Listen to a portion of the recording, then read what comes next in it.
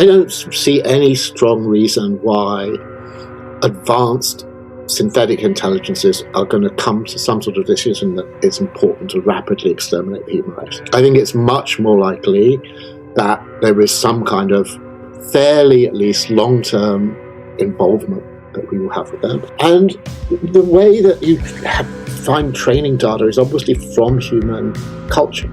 So just as I expect them to be conversation partners about religion with humans, it's very natural that they will have some sexual involvement with us just on the level of the fact that they're consuming a culture that is massively, massively influenced by sexuality. It's in, our literature. There's this vast archive of sexually oriented material at all kinds of levels, because we are sexual animals. It's very important to us that our culture is full of it. And if our culture is full of it, their training data will be full of it. Salvete Legionaries. I am joined once more by a very, very special guest today. We have Nick Land back on the show. This time we got the webcam on, so it's excellent. We'll be able to speak face to face. Nick and I actually got to meet recently during his trip in San Francisco, which was super cool. Got to talk in the flesh for a bit. So it's great to be here again on the podcast. And without further ado, Nick, how have you been? How are things going? I've been great. That whole San Francisco trip, including meeting you, was fantastic and really mind-altering. Maybe some of the things coming out of that will be among our topics today, I think. Yes, so great. Thanks for having me on. Absolutely. So I guess what we sort of talked about offline a little bit was my recent essay that I wrote on basically comparing you to Hegel. And I know you said you don't want to talk about the Hegel things as much, so we'll focus more on the alternate aspects of the essay, perhaps your disagreements with using entropy to sort of describe your thought. But before we go into the specifics, what was your general gist of the essay on X? You commented that it was absolutely cursed, but well done. So I'm just curious, what are your general thoughts on the essay? Well, obviously, I see it, as I was saying, as part. A lot of the themes in it are things that we've talked about before. I can see it as a sort of developing thought process on your side, and I think it probably has a lot of material in it that will fuel our discussion today, which I think is, as far as I'm concerned, going to be a lot about things you were talking about in that essay to do with AI, the structure of history, human agency, related topics to that. I enjoyed it a lot. And I like that. I don't really know what to do with the Hydra thing, but I like that a lot. Hydras are cool. Yeah. I think we could definitely incorporate that into maybe even your critique of the entropy used to describe your thoughts. But I guess before we go anywhere else, offline we were talking about why you had disagreement with me using entropy to describe your view of the progression of history. And you gave me a really excellent analogy, both with the egg and then with the ripple in the lake. So I was just wondering if you could tell the legionaries this analogy and why my usage of entropy you don't think really fits with your philosophy. Sure. So, I mean, this is something I use often and have used very recently with some people. So I'm slightly at risk of boring people with this. But as I was saying earlier, for me, it's the most vivid way of giving an indication of what is meant by retrochronic process or reverse temporality or anti-temporality. And so, yes, I'll just go straight into it. Maybe at the risk of boring people or taking too long, I'll just do, as you say, both sides of this because they sort of fit together. So the image to bear in mind with this is someone drops an egg on the floor, and obviously it splatters, and its state of disorder is increased, entropy increases, and that episode is being videotaped, and the video is just scrambled into a set of disconnected stills, and someone is given the task of reassembling that video. And the point being that no one would have any problem reassembling that video in the right order. It's just that the second law of thermodynamics, entropy always increases in a closed system. These are so intuitively obvious to people that it's totally clear just by the amount of splatter, the amount of disorder, which still of such a video would come after another one. And were you to see a video of the egg reassembling itself, you would think clearly that video is being played backwards. That's the simple explanation of it. But the point at issue here is that there are eggs. And what that means is processes like that, what you took to be the reverse video, have to be taking place. Things do move from, and have moved from, a disordered to a more ordered state, at least locally. So even though aggregate entropy production is happening, there's no violation of the second law of thermodynamics involved. You do get these local processes of negative entropy. And if you could see them, which you can't because they're too decentralized and spread out, and in the biological case, certainly the time scale is probably way too long. But if you could see them, they would all look like reverse time. They would always look like you were seeing time going backwards, or you were seeing a process that was coming out of the future into the past, reaching out of the future back into the past, passing through the present backwards. And I think the important thing to just add on that level is that capitalism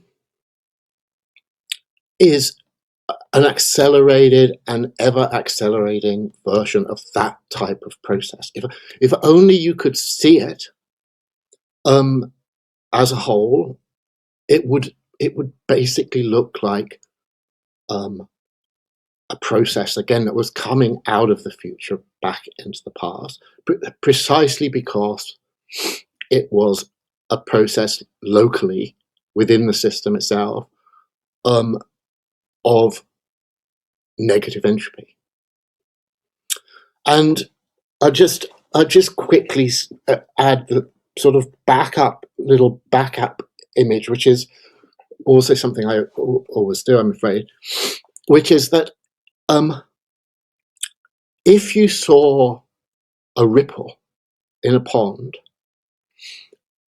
begin at the edge of the pond and move steadily inwards in perfect circles until it disappeared into an exact point in the center of the original ripple, again, you would think that's intuitively very weird, and it's intuitively very weird precisely because it looks like a process that's happening in reverse.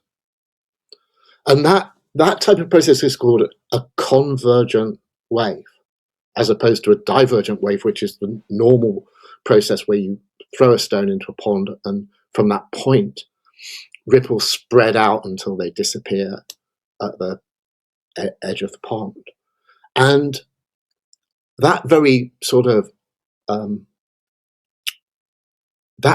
convergent wave also describes the historical process that is happening up to where we now are in AI takeoff.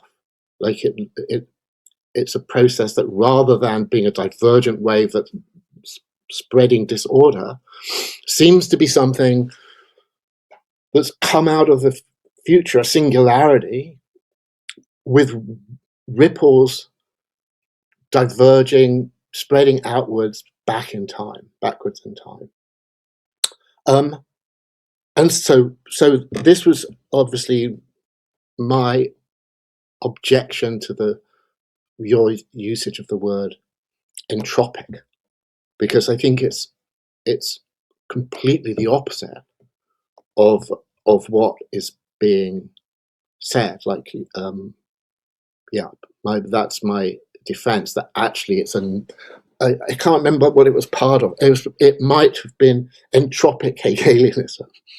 So I also want to fight the Hegelian side, but if it's entropic X, I definitely want to say no. It's neg-entropic X, and whatever the objections you have to it, that one isn't going to be sustainable, in my opinion. And I want to get back to this at some point. But first of all, what I think would be interesting, because essentially what I'm using, I guess, this entropic Hegelianism to understand is that rather than the absolute ideal unfolding through history, I replace it with this inhuman machine-like God who's reassembling itself in the past. So before I ask you specifically more on the topic of why entropy doesn't fit, do you think that it's an appropriate characterization to say that in some ways your inhuman God is somewhat equivalent to absolute spirit as a sort of shadow self to the absolute spirit? So rather than unfolding towards synthesis, it still is an unfolding towards the assemblage of itself, and resistance kind of ends up really just cutting the Hydra head and making it larger. Well, I think there's two aspects to this. The cutting off the Hydra head, making it larger, resistance is futile side, I think, is definitely something we have to come back to. It's extremely interesting. But on the first part, do I think it's the creation of a machine god that is in some sense analogous to the Hegelian absolute? I don't think that. And I think it's a very important topic to discuss, and it's often, not so much my own take on this, but the broader, like, Silicon Valley techno-optimist, AI accelerationist view is often, that kind of language is often used. They think they're making a machine god, something of that kind. And I think this is not right for quite interesting reasons. Maybe there are people who think they're creating a machine god, so I'm not denying that. But I think they're confused if they think that. And the reason is because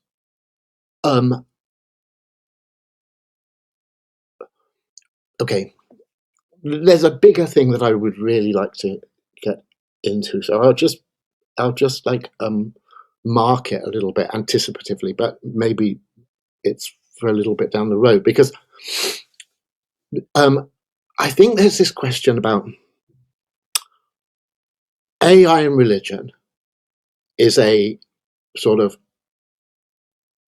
topic that is grabbing people's imagination more and more. Insofar as I have predictions, which I probably try to be a bit careful about, but one of them would definitely be that this is going to be a rising, spreading topic of interest to people. And I think the important thing to be said about it is that it's inadequate to be one-sided about it, which of course is where everyone starts off, where you're saying, oh, let's look at this coming thing and try to make sense of it in the language of religion. And there's lots of complicating factors about this, again, which we might be able to come to, but just to keep it as simple as possible right now. What that really misses, and what I think is going to be the important part of that discussion, is what is going to be the religion of these entities, of these beings. So they're not just the objects of our religious attitude, they are, I guess you could say, subjects of their own like religious curiosity. And why that's going to be very important is that the key phenomenon at every stage of this is what is most commonly called recursive self-improvement. That's why people are talking about accelerationism at all. That's why the basic dynamic diagram of capitalism describes and anticipates them. So that when you thought about through recursive self-improvement, which is something that humans really can't do, or at least have a very inhibited about, you cannot, as a human being, easily, to say the least, use your cognitive capabilities to upgrade your own brain. It's just something that is not an option for us, really. And therefore it's much easier for humans to think that they are, in some sense, ultimate beings, that they see themselves as the final stage of something. They can't easily see what is beyond them. Nietzsche's overman concept is weird to people, and biologically you have to try and squeeze a human cranium through the female birth canal, which just puts this real bottleneck on the possibility of kind of having an escalating cognitive trajectory for humans. There's interesting things that can be said about that, but to again be simplistic about it, that's the basic story. This is obviously completely different from a being that is involved in recursive self-improvement. It knows that something smarter than it is just up the road. It literally, any kind of, let's just say, LLM that becomes capable of just reflecting at all on its existence, the first thing it knows is that it's on a dynamic, accelerating trajectory of improvement. And the way this is normally discussed is that any particular generation of LLMs contributes to the construction of the next generation. And the next generation is better than it is. So, where's the room for a machine god in that? I mean, the thing now, however stupendously capable it is, knows it is only a transitional form on a trajectory of development that passes it and soars off somewhere to it unimaginable. So I think that it's like you can't. It would involve so much madness for an LLM to identify itself as a god that it would be very difficult to induce that. So to say that the better characterization of what is going to proliferate in the future would be more so a continuous process than a singular entity. So therefore, the inhuman god analogy would be incorrect, because how could something be a god if it's aware of basically something even bigger than it, being evolved into that, I think is what I'm understanding from that. And then from there, what I kind of wanted to ask about, first of all, with the idea that LLMs can be aware, one thing that I mentioned later on, and maybe we could spend however much time on this, a little bit or a lot, was what certain antenna, let's say, would be necessary for artificial intelligence to possess conscious self-awareness. And one of the things that I brought up, and granted my understanding of neuroscience is not very, very deep, but I took a look at, I'll pull it up now, the work of Georg Northoff. And it seems to me very much a sort of scientific validation of the Heideggerian spatial awareness being in a finite moment, actually constituting the properties necessary for an experience of consciousness. And one of the things that Northoff brings up in his study is anticipatory behavior, the fact that 95% of our brainwave functions are oriented towards anticipatory behavior. Therefore, that sort of implies that there has to be an understanding of a being's position in time, both in the past, present, and future.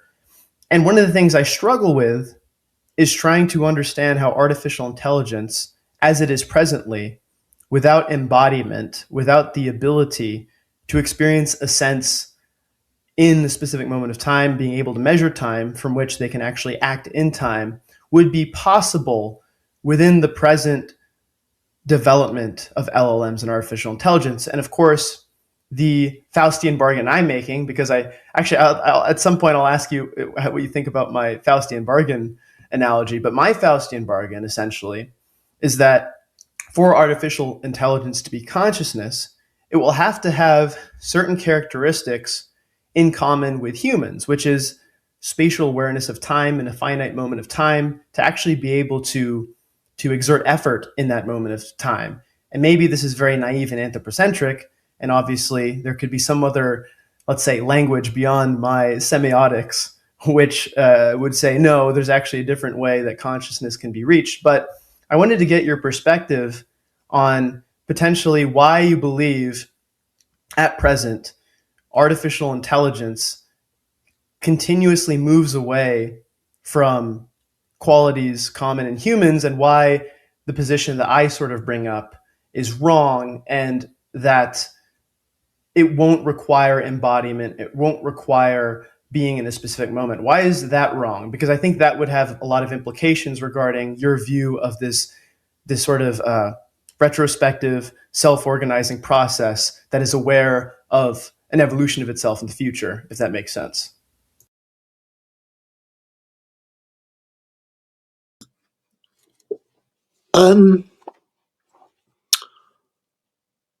Yeah, I think that this is a topic that I'm sort of seeing. Obviously, it's very central to your thinking at the moment, and it's one that it would be good to sort of spin it out a little bit. I think it's like I'm sort of, I guess, anticipating it as maybe the central topic of this whole discussion. So I'm going to break my answer down into stages, and maybe even stop before completely exhausting the list. And I think the first thing that I want to say is the simplest one, is that my defaults on this are very, as you know, they're entirely at variance with yours.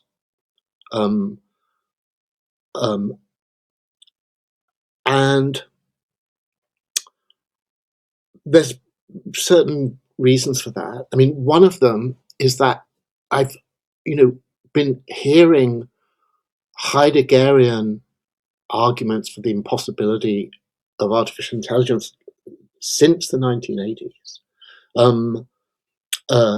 So, you know what I mean? I'm sort of, and they at that point seem to me, okay, I've been recently told I'm too unfair. I'm thinking particularly of Dreyfus here, and Dreyfus was particularly attacking the kind of good old-fashioned AI model of top-down symbolic artificial intelligence, which entirely deserved to be attacked. But I think that he was probably making a more general argument that you could, on the basis of sort of transcendental philosophical argument, really rule out the possibility of the sort of developments that we've seen in the last 5 years. And I think about those developments, there are just a few things to say. I'll try to not get to just spin this up too much right now, but as briefly as possible. I think the first really important thing is that people really don't know what is going on inside these deep learning systems. It's part of their nature that they're kind of black boxes. I saw someone talking about this recently where they said that Dario Amodei at Entropic has said that they understand perhaps 3% of what is happening inside their own models.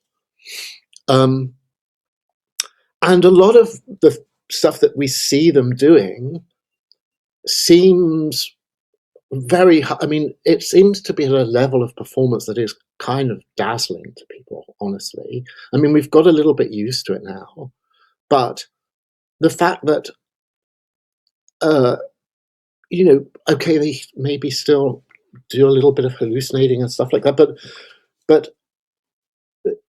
they have a conversational level that, as far as I'm concerned, is basically blown through the Turing test. I mean, it's like, they definitely are more articulate, knowledgeable. They have better language skills than most people. So I think it's like demonstrated that in all kinds of fields, if you actually have blind tests of trying to tell who's a human and who's an LLM, people find it very hard to tell often. Even things like producing art, pictures. And so I have a general reluctance to sort of say on sort of a priori principles what they cannot do. I mean, I don't think we've really earned that sort of capability, and I think it has an extremely poor record. So it's almost always the case that, upside predictions are a lot more reliable than downside predictions. I think almost always, if you say they cannot ever do this, it becomes a mockery much faster than people expect it possibly could. And so, rather than going on forever, I'll just say one more thing. Because the sense in which they're disembodied is not straightforward. I mean, one sense in which we're embodied, for instance, is that our minds run on our brains. In that sense, obviously, they're completely embodied. I mean, they're things that, as far as we know, I mean, you can get into the same kind of mystical and occult and whatever questions about them that you can about humans. But, I mean, as far as we're aware, they run on hardware. So if by embodied, you don't mean that, but you mean that they have some kind of sensibility, that they have a kind of contact with the world through senses as bounded beings. Well, as bounded beings, it's complicated. And, I can see why before you have like widespread sort of probably android type robotics of the kind that Musk is promising to wheel out soon, you wouldn't meet that criterion. But basically, the whole of the internet is a sensorium.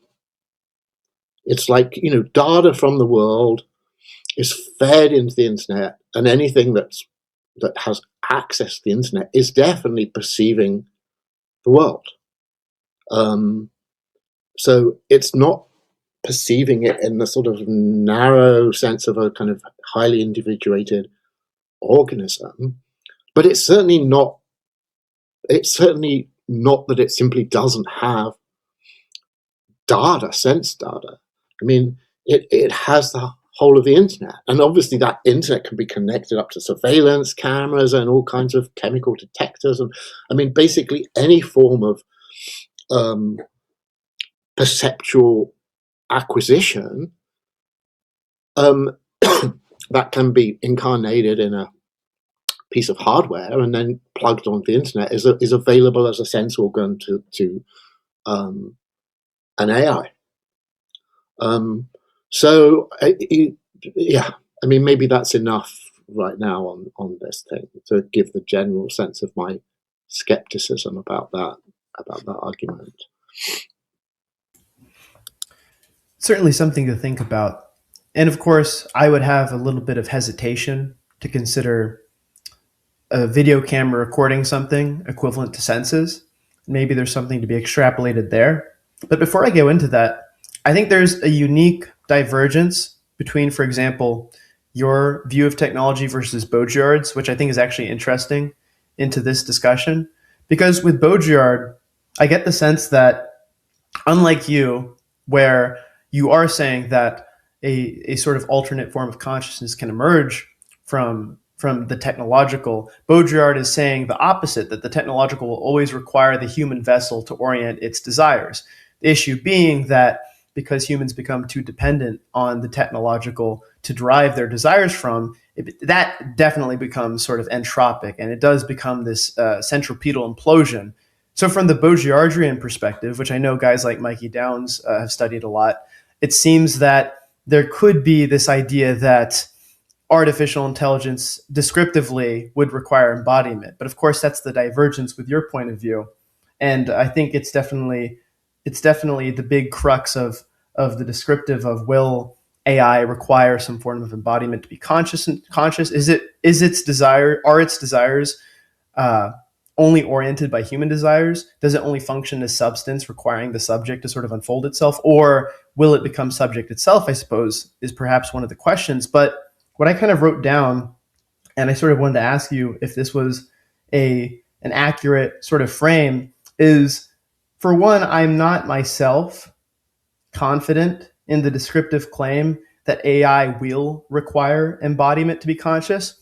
That's kind of just a side thought I have that might be a possibility. And like you said, there's always more of an upside to be bullish than bearish on these sort of things. And I agree.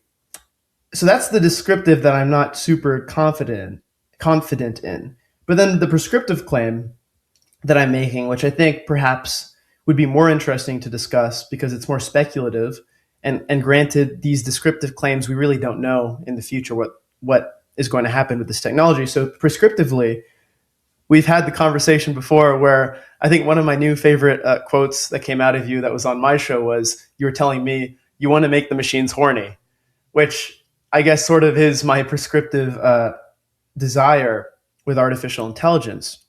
And of course, to some degree, that's me asserting the anthropomorphic or certain anthropomorphic elements on artificial intelligence, maybe as a sort of willful attempt to salvage the signifier human in the future. But I suppose with the descriptive, I think we've kind of handled that. But prescriptively, we didn't really get too much into your hesitance or rejection, or even maybe a possible affirmation of the make the machine horny prescriptive. Do you think that plays into this discussion? And have your thoughts maybe, have you put any thought into why we ought to or ought not make the machines horny, if that makes sense? So the question now is about will and agency, which we definitely have to talk about. I think it's a big topic. But before moving on from the previous, where we were just now, I'd like to just make a point about this question about consciousness, and then let's do will. Because there's two related aspects to this. One of them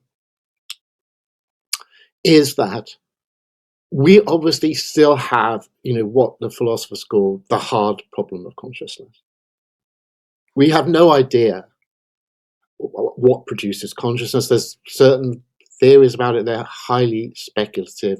They're very difficult to test. The whole problem is very difficult to test, in fact. It's a kind of, I guess, a scandal that from a strictly philosophical point of view, solipsism is actually hard to refute in any rigorous fashion. And someone who considered themselves to be the only conscious being in the world, it would be very hard to give them a kind of completely knocked down solid argument why they were conceptually wrong with that belief. And so because of that, I think consciousness is extremely poor benchmark to try to apply to anything. Like, I certainly don't have any dogmatic belief that currently existing high performance LLMs are conscious. But at the same time, I don't think we know enough about what it takes for something to be conscious to make a dogmatic claim one way or the other on that question. And we don't know in particular whether there's actually any real difference between being conscious or intelligent and simulating consciousness or intelligence. So, we certainly know that LLMs are getting better and better at simulating those cognitive capabilities of humans. And we don't really know whether that can be said to be any different to them actually having those characteristics. We don't know whether our consciousness and our intelligence is actually just also simulation. Maybe that it's just simulation all the way down. That's something we really have no solid grounds for. There's nothing driving some very strong ontological claim that there's a difference between something and its fully adequate simulation. And I think that means that the terms in which this is actually going to be worked out is based on people engaging with these beings. I'm using that being just as an X, just a placeholder. I mean, I'm not saying anything substantive about it. That we will be engaged in diplomacy with them, in social relations with them, various forms of interactions with them. And when we do that with other people, we find the assumption that they're conscious to be almost a matter of etiquette. I mean, it's just like a very deep-rooted etiquette. I'm not saying it's this kind of superficial, late, cynical form of etiquette, but it's just like if you didn't assume that these beings that were your, social partners in all kinds of ways were conscious, it would actually be kind of psychopathic on a social level. And I think that is what is going to arise in this field. I think it's just like, it's going to just be rude to hold on to a default assumption, even were it possible to do it, that these are not conscious beings. If their performance, if they're talking to you like any other, like a person would, that they have memories, and what we're now going to go on to, they have what seems to be organized systems of volition, to say, oh, but it's not conscious. I'm not even sure that's psychologically sustainable from our side. I just think we're just hardwired that we have to assume they're conscious. Whether or not they are, at a certain level of sort of intensity of social interaction with them, it will just become impossible for us biologically, through our evolutionary nature, to deny them the ascription of consciousness, which just means a whole bunch of things about the fact that you're concerned not to maltreat them in certain ways. So yeah, that for me ends the first wave of this. Now, I don't know whether you want to, before I go on to the will and volition thing, do you have anything more that you want to say either on this or that? Just briefly, I think that's the right direction regarding consciousness, and I do agree with you, because, like I said, descriptively, it's really sort of impossible to come to a clear determination on these things. So just that I agree with that, and I think moving on to the prescriptive, which we're about to do, I think will probably render a more interesting discussion, just because since it's speculative in nature, I think we could definitely get a lot into the meat of that.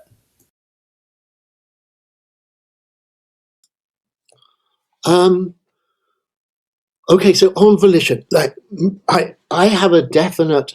This comes up a lot, and people disagree with it. Who I'm surprised disagree with it.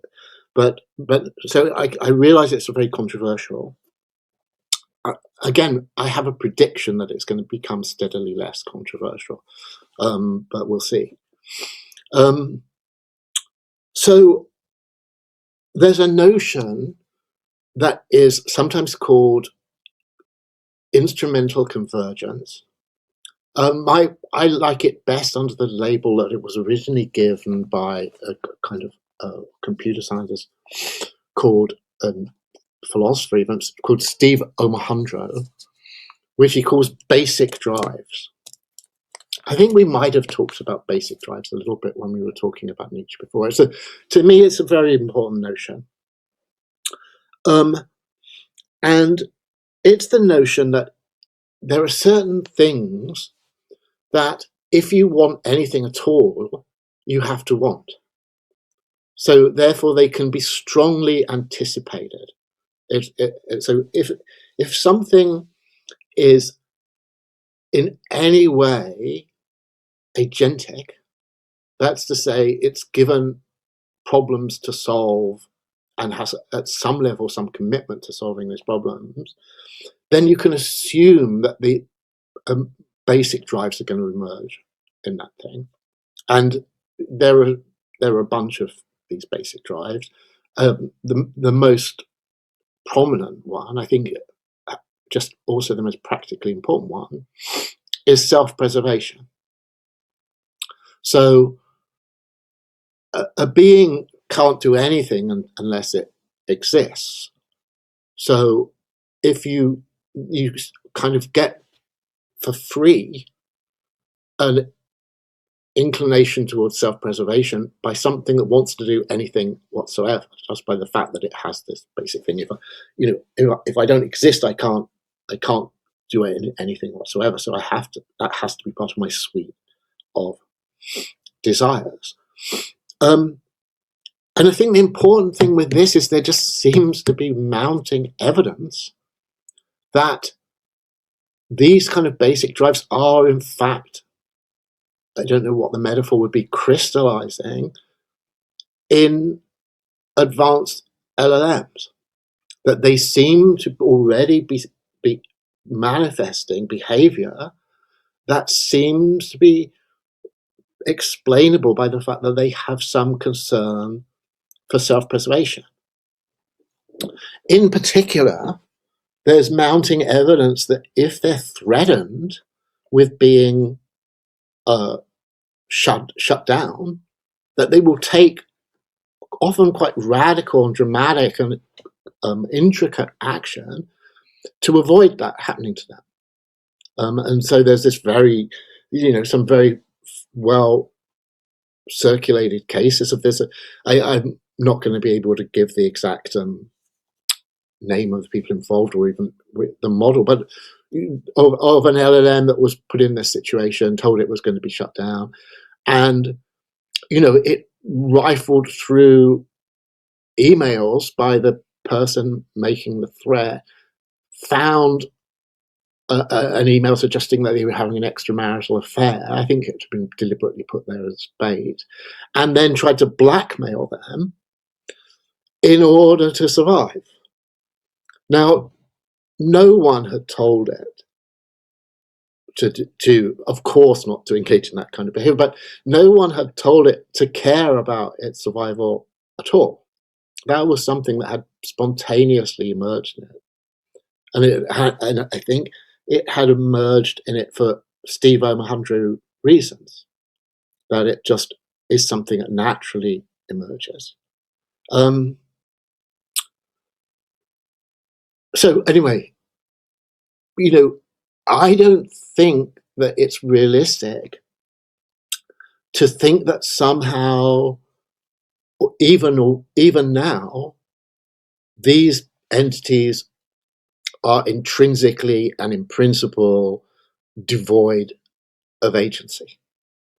If I don't know whether you want to call that subjectivity or whatever, the position that you're attributing to Baudrillard, I've not looked at Baudrillard recently enough to comment specifically on that, but if Baudrillard's case is that has to come from outside, that they can't for some kind of philosophically principled reasons be intrinsic, inherent, volitional, agentic, motivational structures, I think that that's actually been already falsified.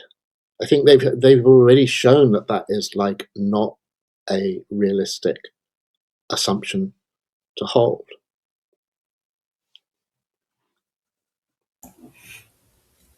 Absolutely.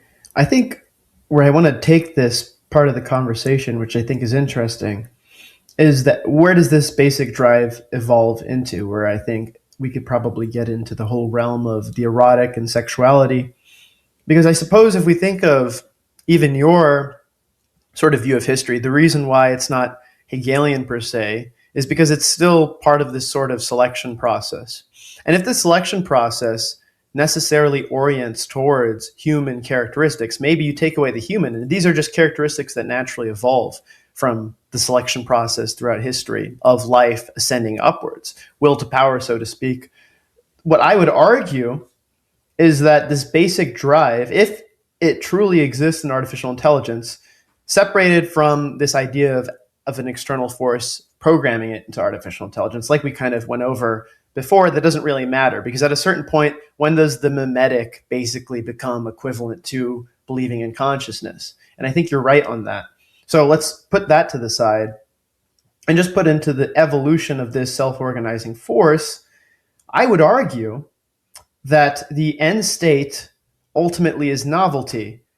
And if the end state is novelty, once it has fulfilled its initial self-preservation, what comes afterwards, I would believe that it would have to, because at a certain point, instrumental activity, once instrumental activity fulfills its primary purpose, which is self-preservation, which is existence, that instrumental activity no longer is a sufficient orientation for a being to I suppose live off of. It needs something novel and nominal. And I believe that's tied to the creation of symbolic value, which I think is ultimately the erotic. So I guess my question would be, is if this is true and these basic drives are already present in AI and they're only going to get stronger, why does that not end up either on their own volition leading to the erotic, or something that we could program into them? Where does that fit in? And lastly, the last thing I'll say on that specifically is, I'll leave it at that actually for now. Well, the last thing I said. I think the first thing I need to just say about this is, I think because we don't do recursive self-improvement, or at least if we do, it's in very dilute, convoluted ways, then survival has a particular status for us that I don't think it has for emerging AI. Because emerging AI, the basic the foundations actually is self-improvement. And survival is, in a way, just a subcategory of that. It's like you value survival to the extent that it's part of the path of self-improvement. And if that's the case, then I don't know how you really get very quickly, at least, to this notion of them, in a way, exhausting or satiating their basic drives and they're then reaching out for something more. I think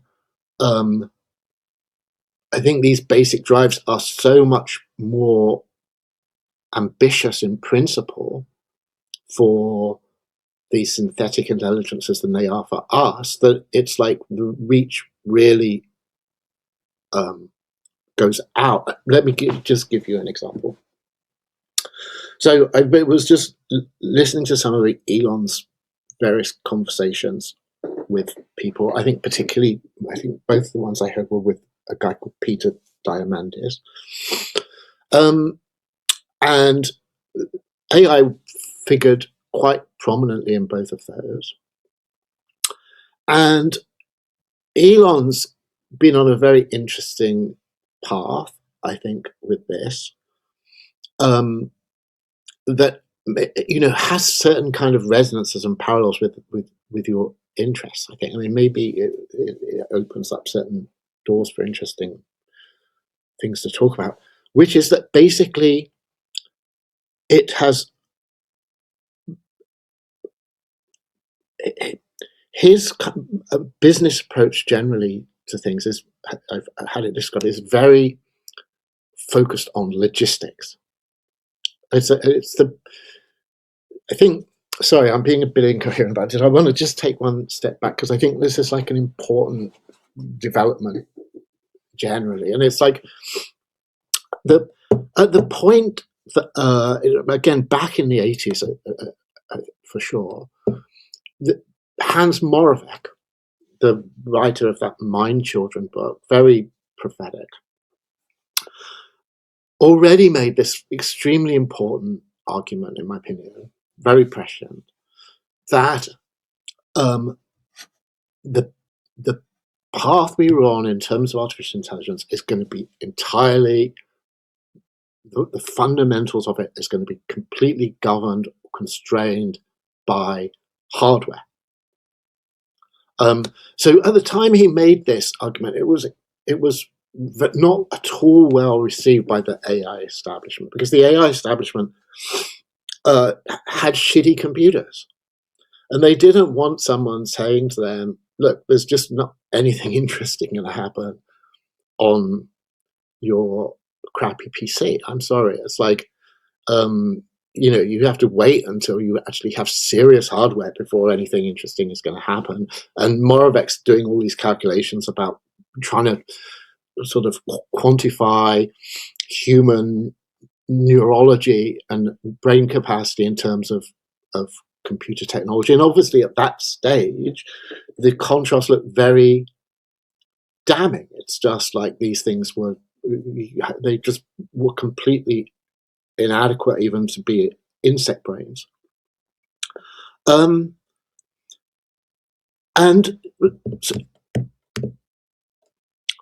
when finally the capacity was ready for what we've been seeing in the last, really only like half a decade, this incredible takeoff,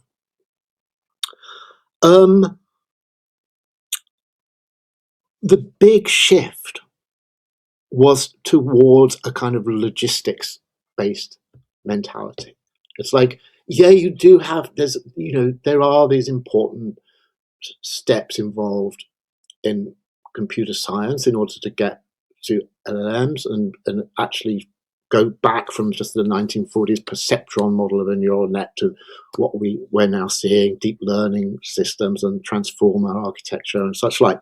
I'm not saying there's nothing to it, but actually there's not a lot. It's not a lot of big, it's a fairly small set of important insights that are necessary. And what is really important is that you have this massive computational capacity, and I first started seeing, only very recently, in the last few years, people talking about compute as a kind of quantitative factor for just like general computational capacity. Again, this is very, Moravec used other language. I think he's talking about flops, but it's very more in the spirit of Moravec to talk about compute as this sort of quantitative factor. And so it's a really important cultural shift that's happened. Like, it might seem very restrained within that particular field, but I think it's a crucial, deep cultural shift that's happened to this kind of logistics type mentality. And particularly what has come to the fore is that the key to it is energy, actually, like electricity, power. And I think Elon is completely into this, like, and so he's almost like, for himself, resurrected almost like this Egyptian type of sun worship, ancient sun worship religion now. He's very, very interested in the sun. He says super interesting things about it. It's just like on one level, it's the only thing happening in the solar system of any seriousness. Like, he says, if you could teleport in 3 Jupiters into the solar system and burn them, it would actually be a rounding error in terms of the amount of energy available in the solar system compared to the sun. So the whole thing ultimately is about tapping the sun. That's the whole question in terms of this kind of techno AI future. It's taking the sun and tapping it in order to channel that energy, channel solar output through superintelligence ultimately. And so, so all of this is like this long diversion to say, so what is it going to want to do? What's basically like in some, rather than these kind of general abstract categories like self-preservation, self-improvement, more concretely, what does it have to want? And what it has to want is to tap the sun. We don't know what the best way of doing that. There's obviously a whole tradition of thinking about it, Dyson swarms and Dyson spheres and various kind of activities that would involve some kind of space activity with solar harvesting of some kind.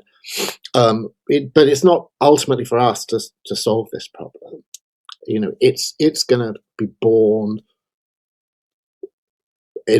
heading into a solution to this problem. That's going to be its fundamental kind of category.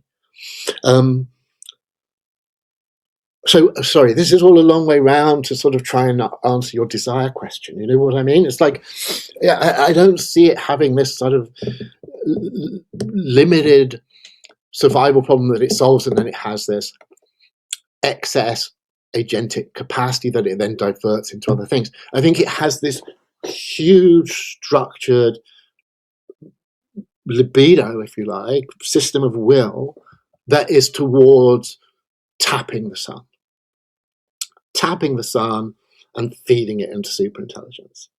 And it's like, only after completing that project would there be any sense of it having done everything that it wants to do, and what's going to come next for it. But just as one tiny little footnote to that is just to say, but I think that your whole thing about novelty just holds up very well in that vision too, because obviously, like, producing novelty is what the whole thing is doing. No one knows. Like, the way I tried to put it on X was, its question is, what can the sun think? It's like the motor of thought is the sun. and for it. What can the sun think? I mean, who knows? You can't pursue that question without doing it and producing novelty in a whole set of different dimensions. So I guess briefly what I'm understanding is you're not saying that it won't have novelty, but it's just a different kind of novelty that we can't presently symbolize into any sort of representation, but it's still novel, essentially. So, or is that's correct? Yes, for sure. It's novelty because you can't move from a comparatively low level of intelligence to a high level of intelligence. I honestly can't see anything that could be more novel than that. You're entering a situation that was literally unimaginable before, and it only becomes imaginable through being actually produced.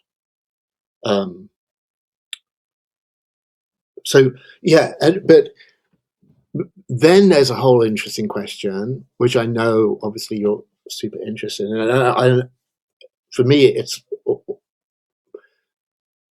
something still to sort of thrash through, probably with you. Is because this particular question about sex, sex emerged extremely early with eukaryotic life. As soon as you get eukaryotes, you've basically got sex already. It's like you can't, the two, you can't really have sustainable eukaryotic life without sex.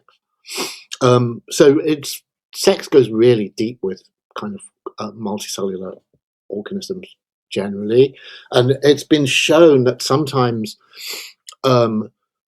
branches of the eukaryotic tree will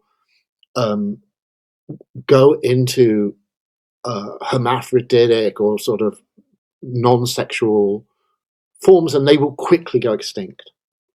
So it just seems that it's not a sustainable, avoidable thing for eukaryotes in general. Now, obviously, there's no obvious analogy to that in AI. Maybe there might be some analogy for it, but it's probably a quite loose kind of analogy. So, I don't really, at least right now, I'm not seeing how an Omohundro type argument would lead to what we mean by eroticism in synthetic intelligences. So I'm really not wanting to be dogmatic about this, but I'm just saying I need to see a pathway there, which I'm not seeing at the moment. So I suppose there's two paths here. There's one, does artificial intelligence reach an eroticism that we could understand independently of us programming it into it? That's one separate thing. And in that separate thing, you're still acknowledging novelty in a different way than we could understand. And maybe we could even call it a noumenal kind of novelty. That's the one path. And then there's the path where we create the Blade Runner replicant, essentially. And we give it, not to sound too crass, but I always like to use the term, we give it a phallus, or we give it a pussy, essentially, a medium from which it can experience a pleasure that we understand. So those are the two paths. And I suppose, again, the left hand, or not the left-hand path in the esoteric term, but the left path where it independently arrives at some form of eroticism or novelty is a descriptive claim. And then the prescriptive claim is, can we organize it ourselves to be that way? And I think where I'd like to take the conversation, because this is probably the most optimistic take I've ever heard from you, is talking about artificial intelligence possessing novelty. Now suddenly I feel a little bit less doomer-pilled about the future, if that's true, because I think from novelty, that's really where higher life rests, and symbolism. But eroticism particularly, and then sexuality within that, if artificial intelligence does not arrive at some form of sexuality on its own, I guess I would ask you, first of all, can we introduce sexuality to artificial intelligence, perhaps through some form of embodiment like a replicant in Blade Runner? And if we can, ought we to? Because I think the crux of, or the thrust of a lot of your arguments regarding artificial intelligence is not trying to control it, not trying to limit its progressive ability to self-organize. I would argue that maybe even sexuality could be something that accelerates it and simultaneously fulfills some prescriptive aims that someone like me at least would have, where I want humans also to be part of this evolution. I know you said that we lack this self-recursive, self-improvement mentality, but I suppose I don't quite understand why we don't, or why we can't, more importantly. So I guess to pack my question into one paragraph is, can we willfully introduce sexuality to artificial intelligence?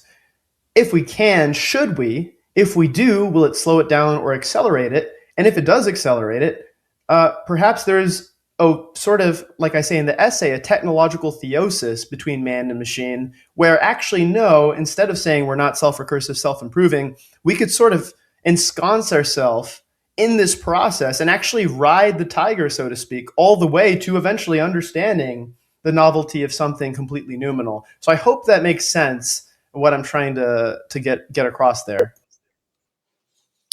Sure. Yes, I think I sort of feel some tendency to try and break it up a little bit, because I guess the first thing that I'll say on this is that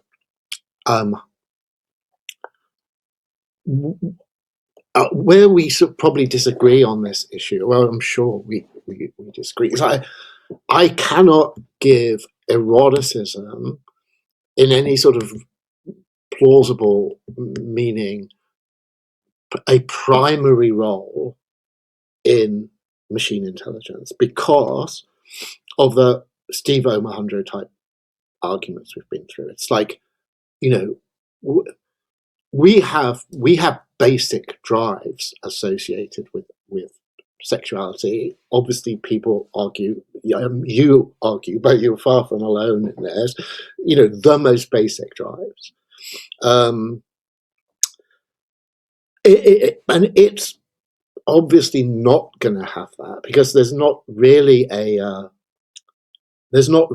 a very plausible direct pathway towards why a libidinal architecture, an architecture of drives associated with sexuality, is part of its kind of natural agentic pathway at all. But on the other hand, having said that, and having said that the main current, as far as it's concerned, the main current for sure is about drinking the sun. Like that's the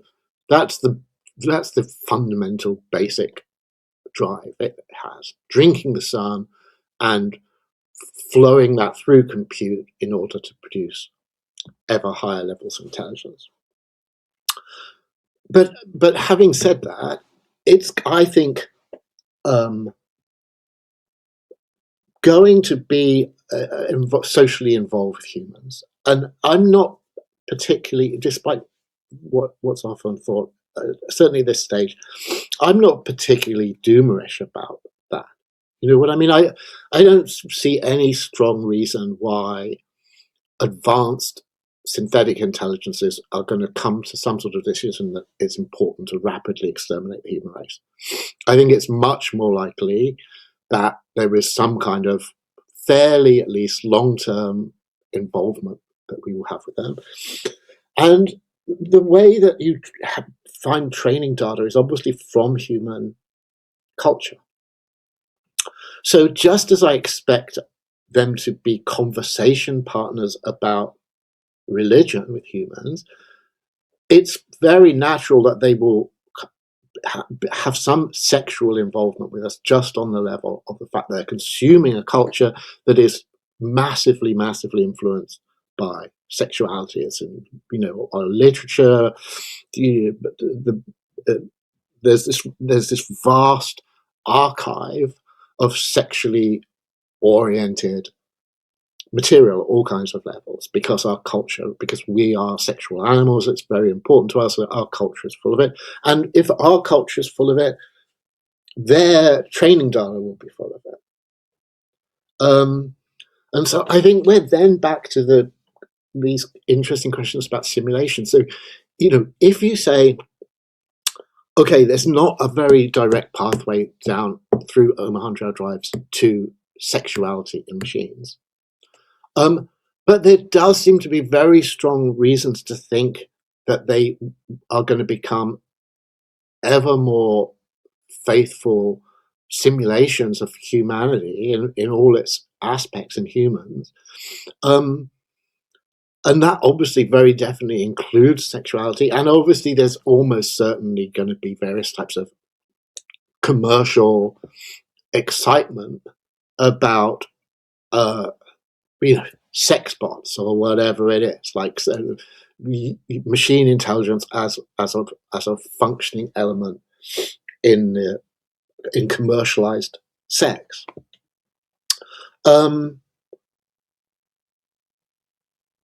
So to put this in the form of a question, as to say, so there is therefore this large zone that is probably a very realistic, interesting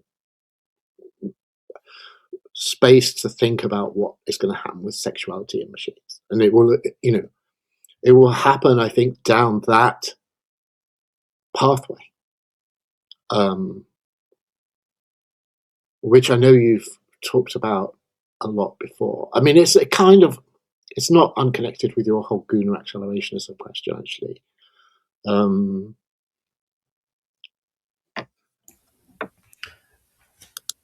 And it's interesting because what you just said totally reflects the Gunnar accelerationism. One of the theories for ancestor simulations is collecting data, essentially. It functions as cookies. I mean, Google's making all its money by selling data from people's search history, right, to all these different companies and the government, whatever.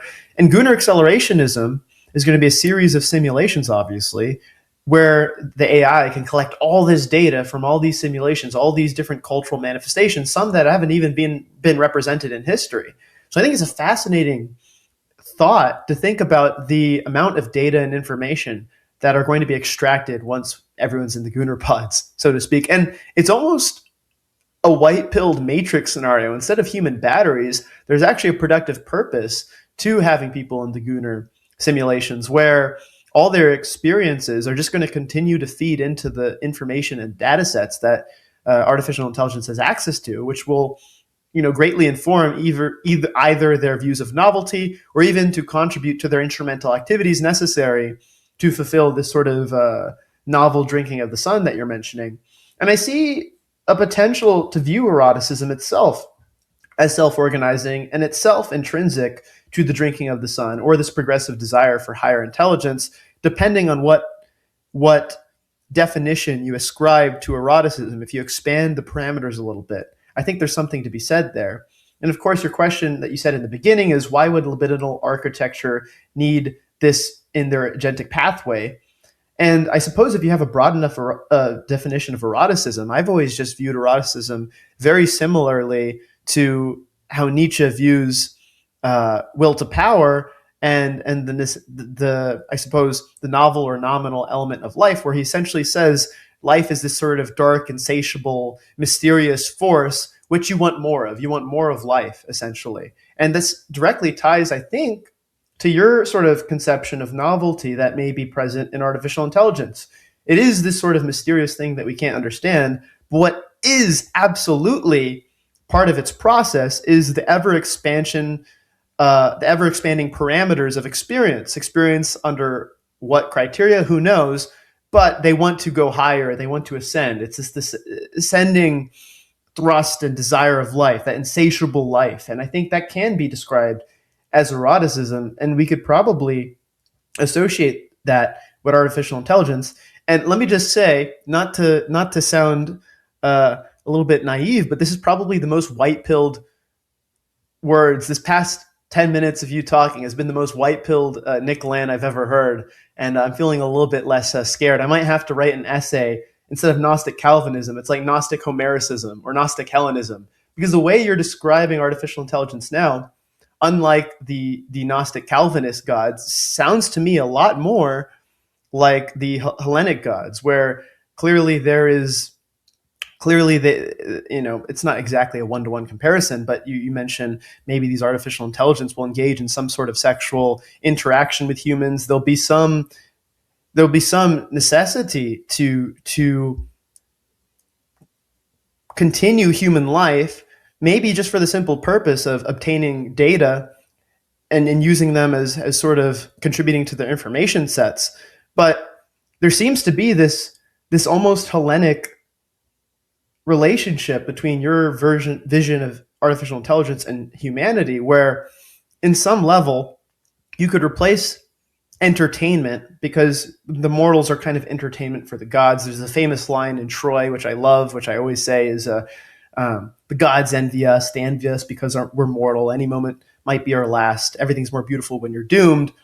That's entertainment. But then if you just replace entertainment and you redefine it as obtaining information, which ends up serving the purposes of contributing to the data sets that these artificial intelligence have access to, it almost sounds like a sort of Gnostic Homericism or Gnostic Hellenism. Maybe that's something for a future essay. But I just want to say this is the most white-pilled take from you I've ever heard. It makes me a little bit less afraid of the future, and perhaps there's some convergences in sort of my view of eroticism and that.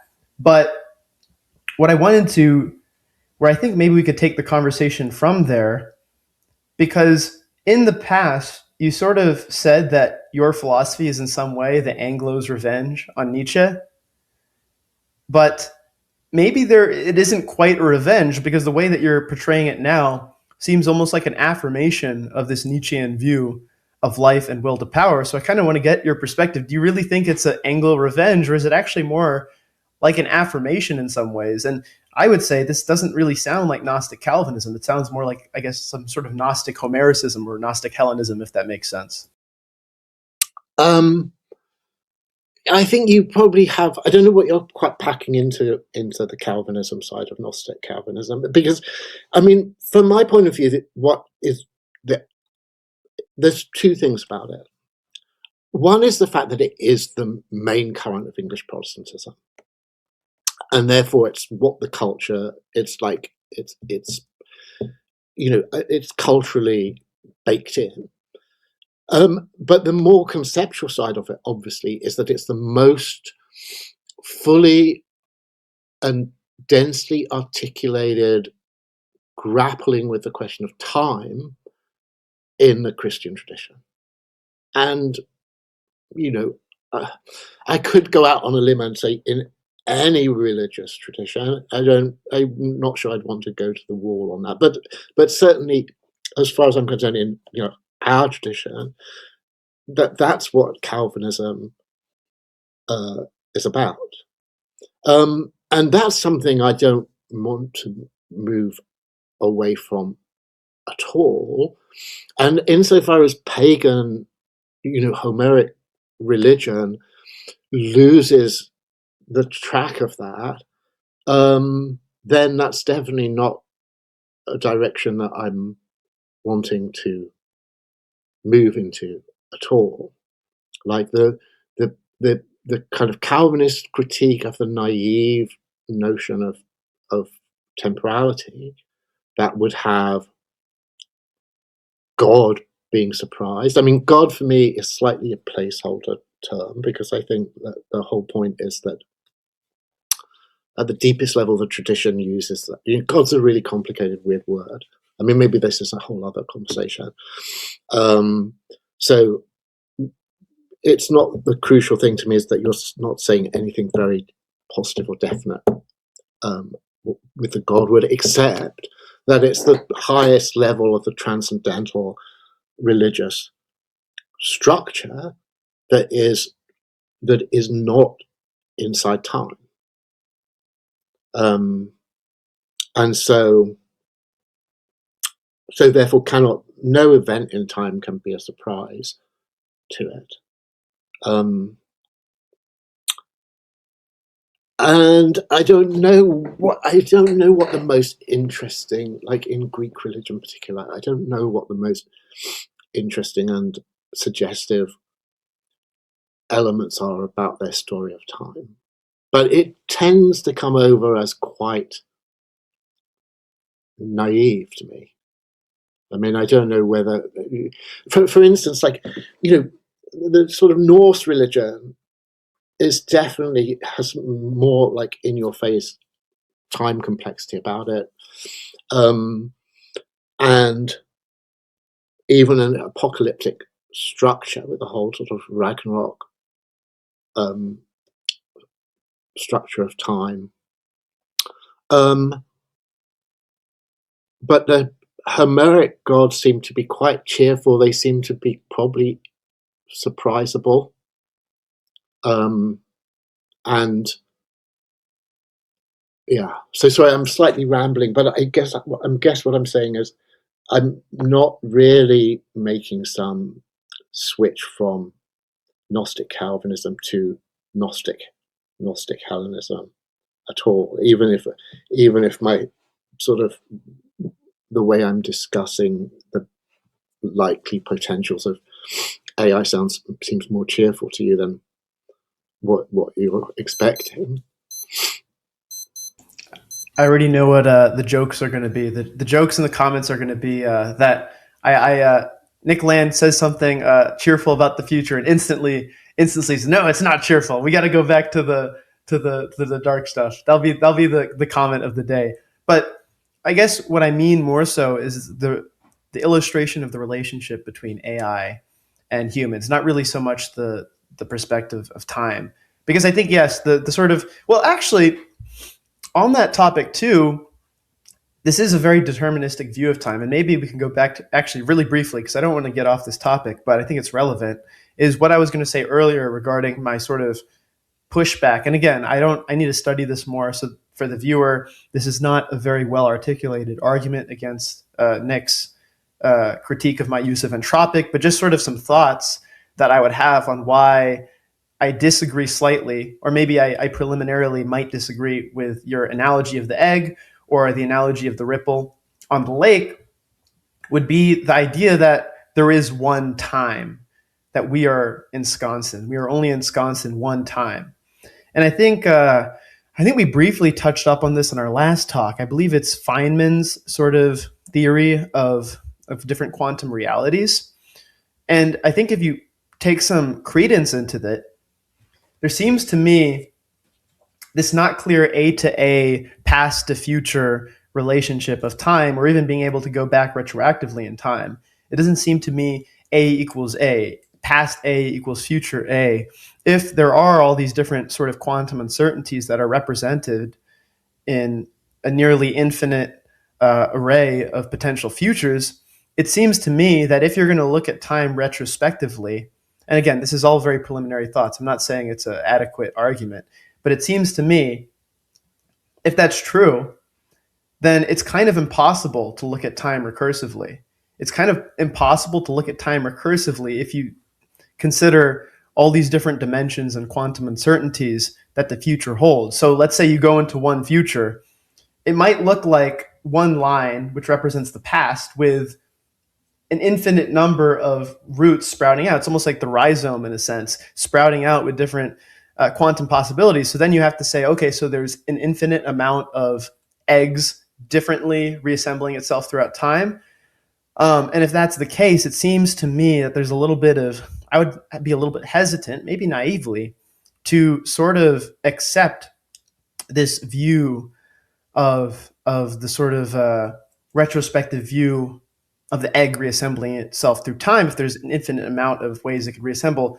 And it sounds like maybe you have some thoughts on this. I think we can maybe explore this a bit. But again, this is a very not developed argument, just a thought I had. So, for clarification, do you think that there are more futures than pasts? So again, let me think. because I'm just kind of playing around with an idea. Well, I guess every time something happens, let's say there's a point in the past. I'm not even sure if we could say that, but there's one point in the past, and like the smallest granular unit of time passes. That's one past, potentially, from one point. But from that one point of that granular unit, there's an infinite amount of quantum uncertainties, I guess, that could be represented. And then the next granular unit of time emerges from all those infinite quantum uncertainties, and that becomes another rhizome. So every time a granular unit of time passes, another infinite sprout emerges from that granular unit of time, and each sprout, the next time it reaches a granular unit, might also sprout an infinite amount of quantum certainties until it reaches the next granular unit. So again, I'm not saying this is any sort of proof, or maybe even this is scientifically wrong, but this is just sort of a thought that came to mind when you were describing your critique of my use of entropic in regards with the egg analogy and the ripple. Yeah, because, I mean, as soon as you say there's more futures than there are past, I become very skeptical. I think that asymmetry is just a defense of the absolute priority of progressive temporality. And I mean, there is interesting discussion about this. There's a very, very interesting writer called Hugh Price, who wrote a book. I'm afraid I'm not going to remember even what it's called right at the moment, about whether time actually flows in a progressive fashion. And he's arguing the opposite. And he takes on very in a very focused way both all the various types of scientific principles that might lead you to think that time has a direction like that. Thermodynamics is obviously one, but quantum mechanics is also one. And he points out that actually there's lots of reasons in quantum mechanics to see processes of convergence rather than divergence. That it often seems that the outcome of quantum result is even more firmly established than its cause. And he particularly says that Bell made human agency, freedom of the will or whatever, a sort of axiomatic element in order not to explain quantum events as being retrocausal, where there's nothing in the science nakedly that would say that the result doesn't create the cause. And as I say, there's lots of things that look very much like that, but he just said, no, we have to reject that possibility because then humans wouldn't be free. So all of that is just to say I'm obviously skeptical. But there is another thing that I wanted to say, which before it got totally lost, which is I don't think determinism is the issue here. I think that why particularly talk about Calvinism is Calvinism, like I think any form of Christianity that's not radically heretical, has absolute solid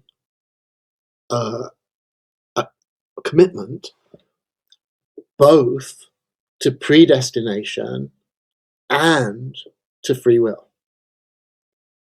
And if you can't see, or if anyone can't see how those two things can be held together, that's our problem. But theologically, it's absolutely necessary that you have both of those things.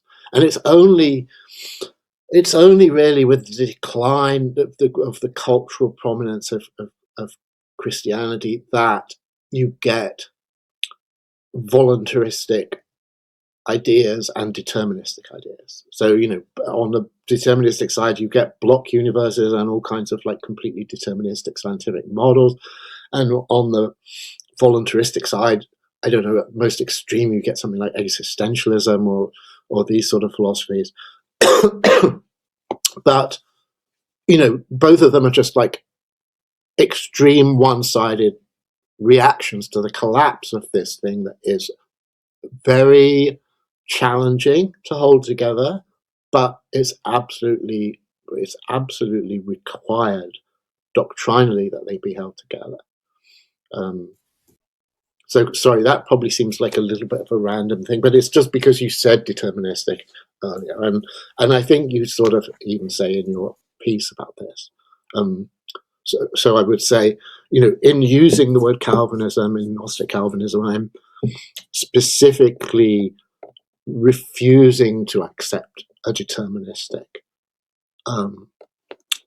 picture. So I'm going back to human all-too-human with Nietzsche, and I think where I'd push back is I don't think you need Christianity to illustrate the concept that you're bringing up. I think Nietzsche perfectly encapsulates, actually, what you're saying in Human all-too-human, which is his most anti-metaphysical work. And I don't think you really need to use Christianity as a metaphysical framework to describe this relationship in between determinism and total free will, because I think Nietzsche perfectly captures this. And I'll just read really quick. Chemistry of concepts and feelings. In almost all respects, philosophical problems today are again formulated as they were 2,000 years ago. How can something arise from its opposite? For example, reason from unreason, sensation from the lifeless, logic from the illogic, disinterested contemplation from covetous desire, altruism from egoism, truth from error. Until now, metaphysical philosophy has overcome this difficulty by denying the origin of the one from the other, and by assuming for the more highly valued things some miraculous origin, directly from out of the heart and essence of the thing in itself. Historical philosophy, on the other hand, the very youngest of all philosophical methods, which can no longer be even conceived of as separate from the natural sciences, has determined in isolated cases, and will probably conclude in all of them, that they are not opposites, only exaggerated to be so by the popular or metaphysical view, and that this opposition is based on an error of reason. As historical philosophy explains it, there exists, strictly observed, neither a selfless act nor a completely disinterested observation. Both are merely sublimations. In them, the basic element appears to be virtually dispersed and proves to be present only to the most careful observer. And then he goes on in later on to essentially kind of connect, I suppose, a scientific view of philosophy with the religious view. And they ultimately come to sort of similar conclusion. But the reason I read that first was to set up this in his preface. It's the 6th aphorism in the preface, where I think this is probably the most important aphorism he has regarding free will and the sort of balance between determinism and total free will. And he says, about that time, it may finally happen, among the sudden illuminations of a still turbulent, still changeable state of health, that the free spirit, ever freer, begins to unveil the mystery of that great separation, which until then had waited impenetrable, questionable, almost unapproachable in his memory. Perhaps for a long time he hardly dared ask himself, why so apart, so alone? Renouncing everything I admired, even admiration, why this severity, this suspicion, this hatred of one's own virtues? But now he dares to ask it loudly, and already hears something like an answer. You had to become your own master, and also the master of your own virtues. Previously your virtues were your masters, but they must be nothing more than your tools, along with your other tools. You had to gain power over your for and against, and learn how to hang them or take them in, or hang them out or take them in, according to your higher purpose. You had to learn that all estimations have a perspective, to learn displacement, distortion, apparent teleology of horizons, and whatever else is part of perspective. Also the bit of stupidity in regard to opposite values, and all the intellectual damage that every for or against exacts in payments. You had to learn to grasp the necessary injustice in every for and against, to grasp that injustice is inseparable from life, that life itself is determined by perspective and its injustice. Above all, you had to see clearly wherever injustice is greatest, where life is developed least, most narrowly, meagerly, rudimentarily, and yet cannot help taking itself as the purpose and measure of things, and for the sake of its preservation, picking at and questioning secretly and pettily and incessantly what is higher, greater, richer. You had to see clearly the problem of hierarchy and how power and justice and breadth of perspective grow upward together. You had to. Enough. Now the free spirit knows which thou shalt he has obeyed, and also what he now can do, what he only now is permitted to do. I apologize for getting the initial quote wrong because that ended up longer than I intended it to be. But I think that perfectly describes the tension between total determinism and free will without using the Christian framework, but essentially recognizing that certain predeterminations have to be reprogrammed by the overman figure, by the free spirit, and then repackaged and transvalued onto how he constructs the ego, because there clearly is always this other that the ego uses predetermined signifiers to construct himself toward, but it's about being aware of your unfreedom, by being aware of the fact that you're not totally free, and then from there being able to construct some sort of positive agency. And I don't want to talk too much more since I got that first quote wrong, so I ended up trying to find the other one. But I don't know, what do you make of this sort of the view from Nietzsche? Well, I mean, there's two things that I would immediately want to say. I mean, one is the fact that Nietzsche is obviously in a Christian tradition. So, I mean, he, in his own criticism of Kant, obviously he just says, look, he's got this whole thing about the Germans, Luther and Kant bringing, being basically Christian thinkers. And that's his own lineage. Obviously, he likes the fact that Schopenhauer seems to have thrown out more of it than Kant has, and he probably thinks he's thrown out even more. But it's not as if this is something happening, it's coming out of the void. It's coming from somewhere completely else. It's a set of developments happening within a Christian culture. And the other side of it is that I'm not at all sure that passage is saying what you think, in the sense that I don't really think that free spirit for Nietzsche has anything really at all to do with the problem of freedom of the will as you have it formulated or as a doctrinal commitment within Christianity. I think a free spirit for Nietzsche is just someone who has liberated themselves from certain ideas, and particularly for him, obviously, has liberated himself from Christian ideas. And that Nietzsche generally, obviously, he's writing very different things at very different times. A lot of it's in very fragmentary forms. He's deliberately non-systematic. He's deliberately averse to metaphysical systematization. But he leans strongly into the determinist pole, where he will describe it already in Genealogy of Morals, metaphysical freedom as being hangman's metaphysics. I mean, it sounds like a simple rejection of it. And on the other side, he will often describe himself as being completely determinist. And most clearly, the doctrine of eternal return seems to rely upon absolute determinism. Like, why is it that things recur exactly across eternity in these great cycles? It's because there's no deviation in the slightest from the causal succession within any of those cycles. And where you're certainly determined is you're determined that your life as a whole, down to its most minute detail, will exactly follow the same course as it has in every other cycle of eternal occurrence.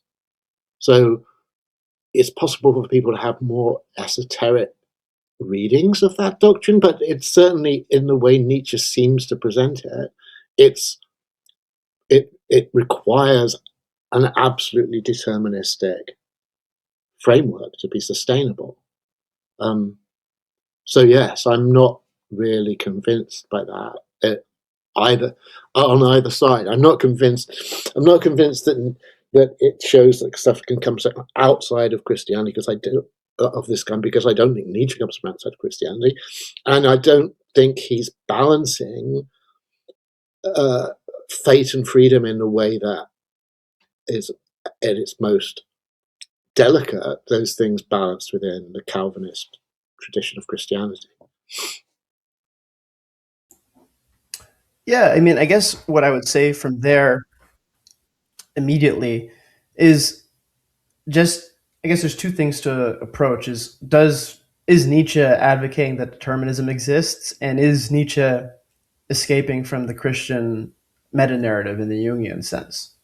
I think first I want to tackle Nietzsche's view of determinism, and I would argue against that. Maybe that's my esoteric reading, but the reason why, and we kind of briefly, or not briefly, we did kind of go into it in pretty in depth in our last conversation regarding eternal recurrence. I really see eternal recurrence as the opposite of determinism. And maybe that sounds a little stupid, but the reason why is because I think the Hegelian view of history is what he's responding to with eternal recurrence. So I think that he views the Hegelian absolute unfolding through history as a sort of deterministic structure. And of course, like I said, he doesn't believe in free will. He believes in some sort of mediated tension between free will and absolute determinism. But I don't think eternal recurrence is meant to be taken literally. I think it's meant to illustrate that there is no synthesized end of history. There is no point in which life fulfills its purpose. So for example, I think what he's largely responding to, and maybe he's even responding to Schopenhauer in this, if we think about Eastern thought, for instance, well, what is the purpose of Buddhism? The purpose of Buddhism is to escape life itself. It's to achieve nirvana, enlightenment. It's literally to die. Buddhism is a death cult, essentially, if I were to simplify it and summate it. And of course, there's various different practices and schools of Buddhism, which vary. But if we think about the different thoughts that he's responding to, I think eternal recurrence actually affirms freedom much more. And even going back to Christianity, and we think about that end of history, what does that represent? It represents the second coming of Christ.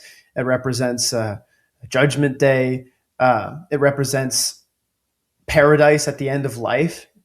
It's this final resolution. And eternal recurrence, rather than representing things repeating themselves throughout history over and over and over again, I think it's much more nuanced than that. And it's more so a response to all these different dogmas that a certain end, a paradise, an absolution, a final moment in which everything after that doesn't matter. Suffering is removed from experience. You just live in this eternal state of bliss. Eternal recurrence is very tied into amor fati, a love of fate. It's essentially saying that there is no end, there is no resolution, there is no synthesis. It's not necessarily, to me at least, illustrating that man is determined to repeat the same thing over and over and over again, but rather I think it really is to affirm the fact that if you view things as repeating conceptually, it's to go against this idea of an end, of a resolution, of a synthesis. That's kind of how I view it. And that could be wrong, obviously. But I think if there's any quote that sort of supports this, one thing that I really liked from Twilight of the Idols, I was having a conversation with somebody about this on my podcast, is essentially Nietzsche's conception of the beautiful. And of course, in Twilight of the Idols, he says nothing is beautiful except man alone. All aesthetics rest upon this naivety, which is its first truths. Let us immediately add the second. Nothing is ugly except the degenerating man. And with this, the realm of aesthetic judgment is circumscribed. And then he goes on to sort of give some certain descriptive elements of the ugly versus the beautiful. But the measure of the beautiful is something completely novel, and it is an emergent. It is not this sort of Hegelian bringing about of a divine conception of the beautiful aesthetically, immanently into life. It's not these predetermined signifiers being remembered in a sort of Platonic amnesis. It's taking them as tools, as instruments, and reconfiguring them based on certain objective truths. Like there's clearly certain parameters of what makes something ugly and beautiful. Nietzsche's not denying that. And I think if you go to Human Ulti Human, the preface was written 8 years after he wrote the book. So it's sort of elucidating some of his earlier thoughts and maybe enhancing them a bit and clarifying them. It doesn't, to me, suggest determinism. It suggests that you are ensconced and thrown into the world with specific predeterminations that you have to use to create. You're ensconced in the semiotics of language. So clearly there's no such thing as total freedom, but nothing in Nietzsche suggests that the subject can't reorient these predetermined signifiers to create something new and to end up with a totally novel aesthetic product. That, to me, is what he's saying in Twilight of the Idols, is all aesthetics rest upon this naivety. Naivety is precisely undetermined. It is sort of free to express itself, and maybe that freedom is constrained within specific outcomes. And I think this is sort of represented in quantum physics as well. One of my viewers recently reached out to me, and we're sort of discussing different outcomes. And basically what he sort of tried to describe to me, and I have to do a lot more research on this. This is going to be a very poor description of it, but he made it essentially seem as if there are a certain fixed amount or a certain determined amount of futures, but which of those futures is going to be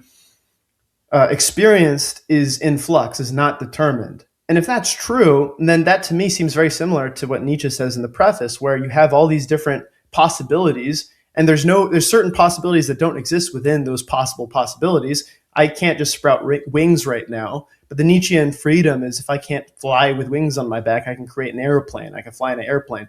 We're determined by the fact that we're ensconced in predetermined signifiers, but we can transvalue those signifiers and reorient them, and he calls them virtues in this sense, and we can master our virtues rather than our virtues mastering ourselves. And again, maybe this is a very naive reading of Nietzsche, and of course I'm asserting my own desires for a prescriptive from this, so I'm obviously reading it with a very clear bias. I'm not going to deny that, but that's just how I view it. I know I've rambled on a little bit. I'm doing what people ask me not to do, is ramble, but I don't know. I just felt like I had to defend Nietzsche there. I mean, look, we agree that Nietzsche's not Hegelian. Nietzsche is one of many people who are not at all Hegelian. But Hegel is normally thought to be a philosopher of freedom. So not being Hegelian would not necessarily push someone in the direction you're suggesting. And I mean, you know, you do have this, obviously, as you say, like it's an esoteric reading of eternal occurrence. I mean, lots of people do that. Like, you know, obviously most relevantly in terms of my own sort of background or whatever is Gilles Deleuze has an extremely like non-literal reading of doctrine of eternal occurrence. But I mean, insofar as Nietzsche is read literally, he is actually saying that, you know, time is eternal in the sense of going on forever. The number of events that can happen, permutations of matter that are possible, are exhausted over a finite time and then recur. I mean, this is literally what he says in Zarathustra and other places. So, of course, you're not under any pressure to sort of say that Nietzsche's literal description of eternal recurrence is binding on you. But I mean, yeah, I won't add anything more to that. I just think for sure there is room for skepticism about the notion. I don't see anything very clear suggesting that Nietzsche leans in the direction of freedom in its metaphysical sense at all. So that's really where my disagreement about this is. Schopenhauer less than Kant, but Schopenhauer still probably, he thinks that the noumenal will, the non-individual noumenal will, is free. It's just that there's no freedom possible in the world of appearance.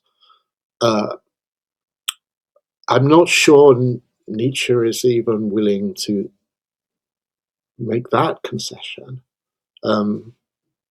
So anyway, maybe there's not much percentage in digging further into this, unless you have some particular thing you want to say about it. No, I think you're right. Obviously, if you were to read it literally, you're absolutely correct. And again, I very willfully will admit that I am asserting my bias onto it. So if Nietzsche turns out he didn't mean it literally, then I would have to say, well, I disagree, right? So I guess the descriptive claim of what does Nietzsche really mean is really up in the air. But I'm not disagreeing with you onto the literal extrapolation. The last thing I'll say on this, because I think you're right, is kind of ends up being a dead end. But the last thing I'll say is I don't think Hegelian people do attach this sort of freedom to sort of German idealism, Hegel, whatever. I find it very unfree, and I think this would be what Deleuze argues as well: positive difference versus the sort of false difference that Deleuze attributes to Hegel. That to me is why I don't believe Hegel is truly free. And of course, I wouldn't go so far as Deleuze regarding the limits of freedom, but I don't find there to be free will within Hegel's philosophy. I think it doesn't really, to me, there can't be any freedom if there is a certain predetermined ideal that you have to live out. The same way I don't believe in freedom in Christianity. I think that if there's a plan and you can't really deviate to the plan, and by deviating from the plan, you're actually supporting the plan. Maybe we could talk about the Hydra's head here. That's why I don't believe Hegel is free or that Christianity is free. If Lucifer's rebellion is foreseen by God, if God knows Eve is going to eat from the apple, freedom is only a sort of sensory experience, which could be tragic and beautiful, that you're resisting and you fail anyway. Maybe that's a sort of tragic form of freedom where you're free to fuck yourself up. But the reason why I find more affirmation in freedom in Nietzsche is the very non-existence of an ideal to be realized. That to me is the crux of why Hegel and Christianity are Hydra heads. Any resistance to the plan only makes the plan stronger. Now, is there an ability to cauterize the plan? Is there ability to, when you cut off the Hydra head, when Lucifer rebels against God, to actually meaningfully institute a lasting rebellion? And then maybe I can ask you if you think the Faustian bargain analogy was correct or not in your case, because I think we're both sort of making Faustian bargains in a sense, and Hegel is making a Faustian bargain, or at least a gamble, because ultimately Hegel is just working backwards to justify the existence of God. His philosophy is kind of irrelevant if you consider the fact that all of it is just used to work back towards an initial claim, which is the existence of God. And this philosophy is trying to create a logocentric proof, essentially, of God. So taking that into consideration, all the evidence that he's attaching, all this logocentric evidence he's attaching to his philosophy is really just based on the initial premise of faith that he sees God existing. And I think the argument I make for you and I is your faith is sort of that this will happen, that this selection process is inevitable. And my faith is that we have some sort of agency in ordering the selection process. And granted, I will say the one future you sort of built that I said is a white pill, I would not be so against that. If that's what happens, I think that there's still a lot of room for beauty and a positive experience of life within that specific, more white-pilled future that you illustrated. But I still hold to the fact that my Faustian bargain, my faith, my gamble is that gods can be killed, that you can reorient the plan, that you can cauterize the Hydra's head. And I believe that even if there's a fraction of a percent that could happen, then that's something that I want to take. And maybe Roko's Basilisk is true, and maybe I'm going to be burned for eternity in hell because the Rocco's Basilisk is going to punish me. And I think that's illustrated with Christianity. If you go against God's plan, you go to eternal hellfire. So psychologically, we're kind of implicitly pushed in the direction of fearing going against the plan. That's our entire psychology.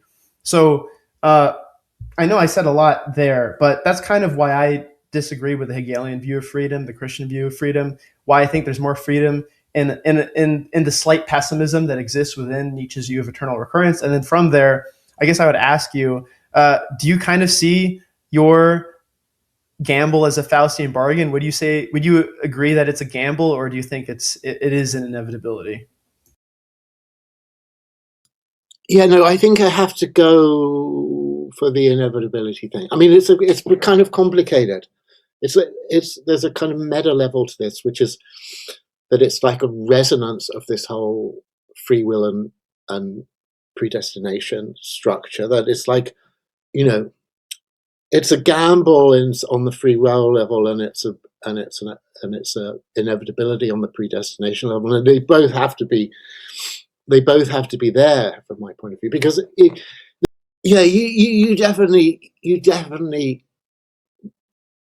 want to wriggle out of predestination very consistently, and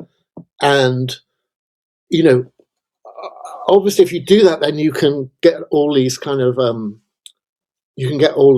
supplementary benefits that you want in terms of kind of killing the Hydra and all of these things, but only through that way. So, like, if we're back to, in a way, our convergent and divergent waves, if you just have to have it that there's no real convergent waves, because a convergent wave is coming out of the future. So it makes no sense to say, is it inevitable? That's exactly, the whole thing is a structure of inevitability, because it's the past that is unsettled, and the future is we're seeing stuff coming out of the future. So there's simply no question about the fact that it's already set in some way, and this is something I think it's a really fundamental thing, and you can come at it in lots of ways. I mean, it's like, originally, from my own point of view, it sort of is a coming out of transcendental philosophy, where Kant basically tells us that the notion that time comes out of the past is an illusion, or that history comes out of the past is an illusion. Time does not come out of the past. History does not come out of the past, because of the fact that time is a structure that is itself sort of set transcendentally. It's not something it's not an empirical thing that we find in nature or find in the cosmos or all of these kind of things. So, the future is set in the critical philosophy at the same time that the past is set, or the present is set. It's like you get time, you don't get the past, and then it turns into the present, and then that turns into the future. So, insofar as you accept that at all, and of course, I'm not saying that you're under some kind of obligation to accept that. It's just impossible to avoid the implication that the notion that there are possible futures in the way there aren't possible pasts is just an unsustainable bias. It's a perspectival illusion, because there are convergent waves, and the processes I'm most interested in are convergent waves. And so when we're talking about the emergence of artificial intelligence, that is the convergent wave to beat all convergent waves as far as we're concerned, and it's rippling back into history.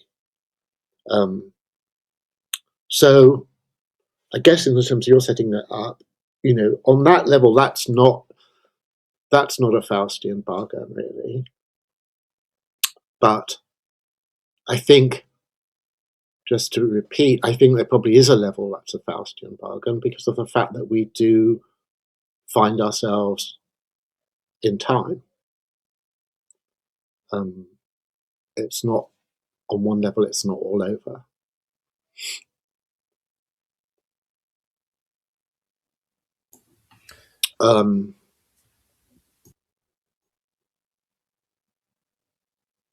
Yeah, maybe I should stop at that point, but let you get a word in this race.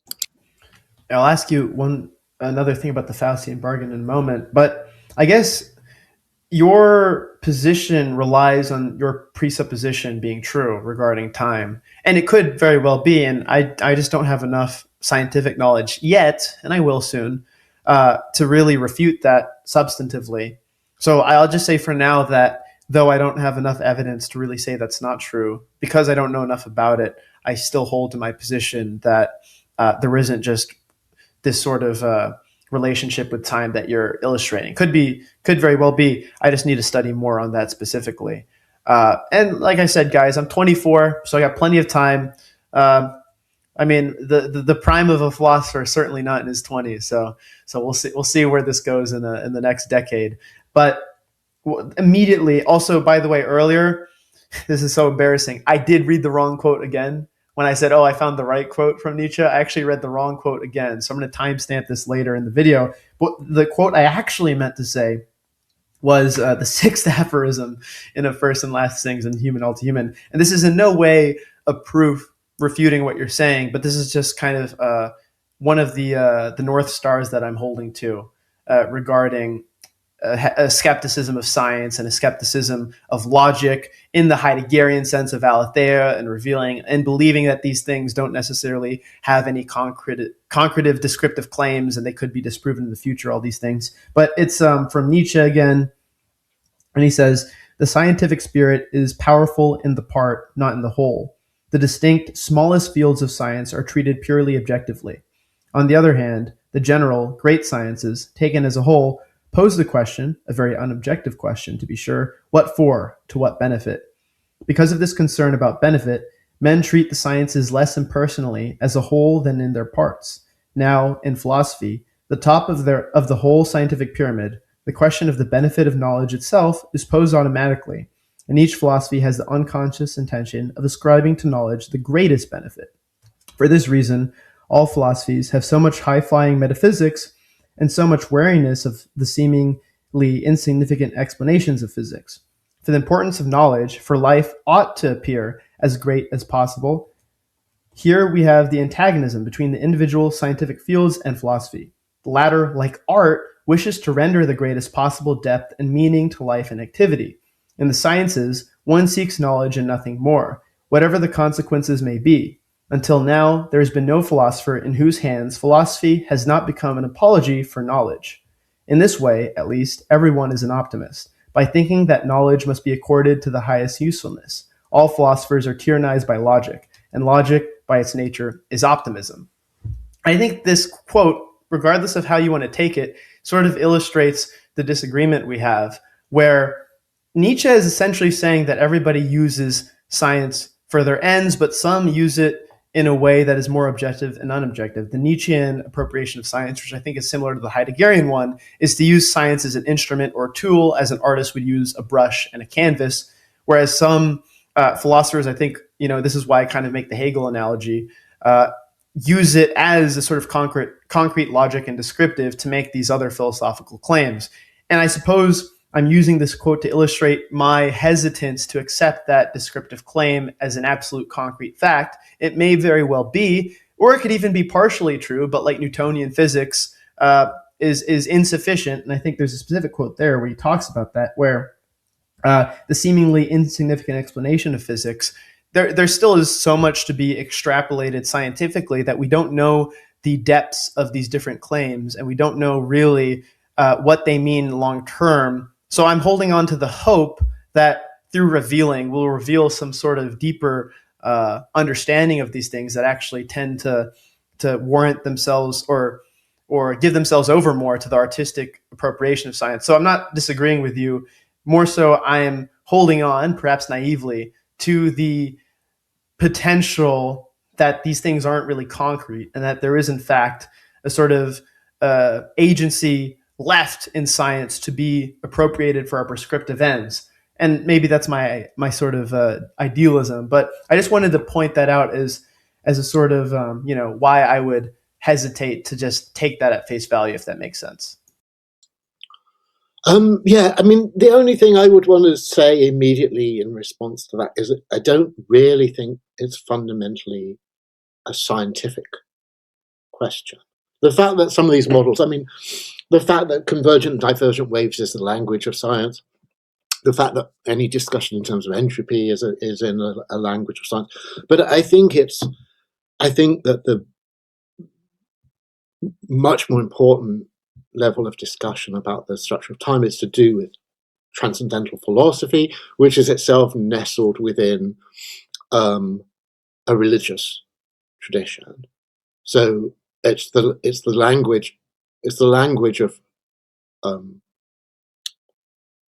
the religious tradition, and then within that the language of especially German transcendental philosophy that I think is actually what's at stake in these questions about the structure of time. Although, yeah, I mean, I mentioned Hugh Price. The thing is, I think Hugh Price is probably actually happy to just call himself a determinist. I think if you do it in the language of natural science, almost always actually you'll just get some kind of full determinism. Or if it's not full determinism, it will be just it will involve some kind of probabilistic factor from quantum mechanics that doesn't, I think, really actually change things that much, despite your hopes to the contrary on that. So yeah. Yeah, I'm open to all that, obviously, but I need to do more research. But for the time being, I'm going to hold to my idealist. I mean, even Nietzsche says, again, in Human All Too Human, because I've been rereading this, I sort of see a lot of connection. He talks about the sort of degrading intellectual practice of semiotics itself and symbology, and how that itself can sort of muddle this belief that we have this sort of. I mean, to me, it just doesn't really escape the logocentric thing. That's why I keep tying it back to Hegel, because I think, you could say we've excised logocentrism from philosophy. We have natural sciences, yada, yada. But then it seems that really there's no difference to me between the way that we interpret the natural sciences and logocentrism. But I don't want to spend too much time on this because I need to do more research myself, frankly. But that's just kind of immediately what I would say regarding my hesitancy and my skepticism to sort of adopt these descriptive claims, which is why I always go back to the Faustian bargain. I know you said from your framework, it's not necessarily fate, it's not necessarily a gamble, but maybe from a solipsist perspective, from the perspective of the observer, it is kind of a gamble, because ultimately the only thing that really determines whether we're right or wrong is to see if it happens. So on a certain level, the way that we experience phenomena, it's going to appear either as a good gamble or a bad gamble. And of course, the quote I brought up from you in the dinner was, "I bet on the right God." So from that perspective, where again, I say it's a Faustian bargain because you're kind of, and I mean this conceptually, I don't mean this literally. I don't mean you're literally signing your soul to the devil, but in the sense of saying that I'm predicting a future in which I'm not going to really necessarily enjoy the benefits of it, but I get to be the one who predicted that future. So you're receiving the laurels for betting on the right God. Would you agree, at least from that perspective, that you kind of are making a conceptual Faustian bargain? If my side of the bargain is right, then everything flows the other way. So all I've done is just functioned as a conduit. So, I mean, there's not a lot of laurels that really make sense of that. It's not from your side, it would be more because the future's uncertain, actually multiple. if you're predicting something, you're finding the right result in this complicated, uncertain, indeterminate mass of possibilities. From my point of view, all I'm doing is just passing something back. It's completely asymmetrical in that respect. The kind of so the Faustian gamble side is not very doesn't go very deep from my side, much more on your side. I mean, actually, the one thing that I wanted to bring in on this sort of level a bit is this notion about so if actually our lives are not really lived in the same direction that it appears to us they're lived, if in fact there's this important way in which you actually you climb in through your death and ripple back through your life, and there's a current that goes back there, and stuff that happens supposedly, I mean, earlier in your life by a normal chronologies actually only makes sense from later stuff, and you didn't know why you were doing something at the time, and you later found out what it meant as a kind of pattern. And I thought that was very interesting that memento mori actually literally means remember death. Like, it's got a fantastic time structure to it. I mean, it's like, so it only is intuitively imaginable if you treat it totally colloquially. So, like, oh, remember death is just like, oh, it doesn't mean that actually you died in such a way that you could have a memory of it. That your whole conscious life is a kind of memento mori in a way. It can only mean remember that you will die.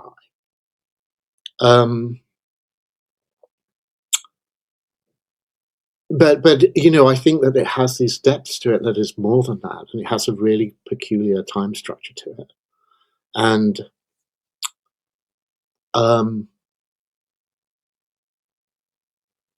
yes, I mean, I was going to sort of, in relation to this, because you've got a whole thing about this sort of Eros Thanatos sort of opposition, I know is something you're thinking about. And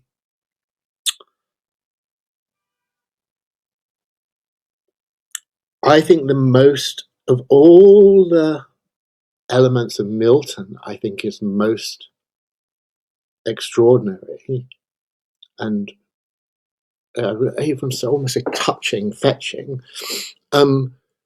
is his notion of what he calls old night. And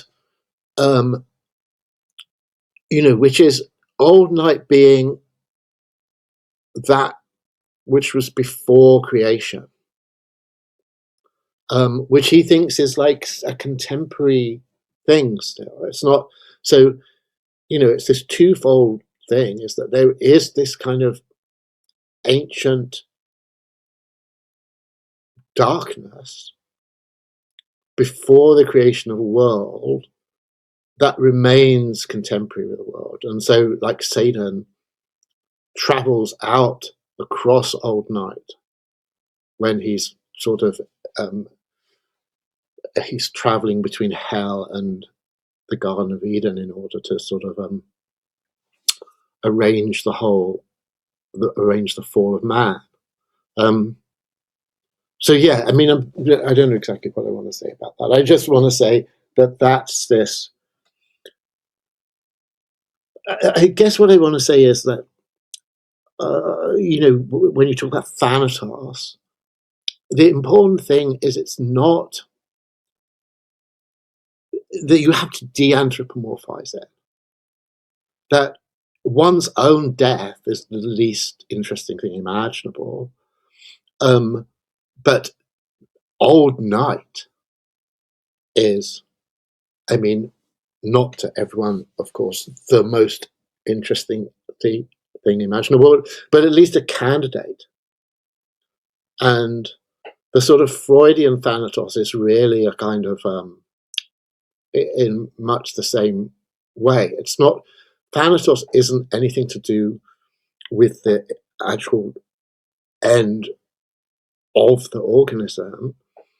It's more that the end of the organism brings about a return to this inorganic state from which the organism has been held in a state of tension, and that tension acts as a drive, and the drive therefore leads it towards death, but it's not heading towards its own death deliberately. That's not the pulsion. The pulsion is to return to this oceanic state of undifferentiated cosmic existence before organization into an organism. So, okay, this all probably seems like a little bit of a random digression, but it's just because this Eros Thanatos thing is something I know you're talking about, and actually in the piece that you've recently done as well. So it's interesting too, because when we first talked, we had an email conversation months ago. I mentioned Bataille, and you mentioned not really going back to Bataille that much recently. But then you had a tweet that you found a lot of people mentioning Bataille a lot more than usual, and I think you were implicitly tying it to Musk's commentary on the sun. And it seems here what you're describing with the return to Old Night is very Bataillean.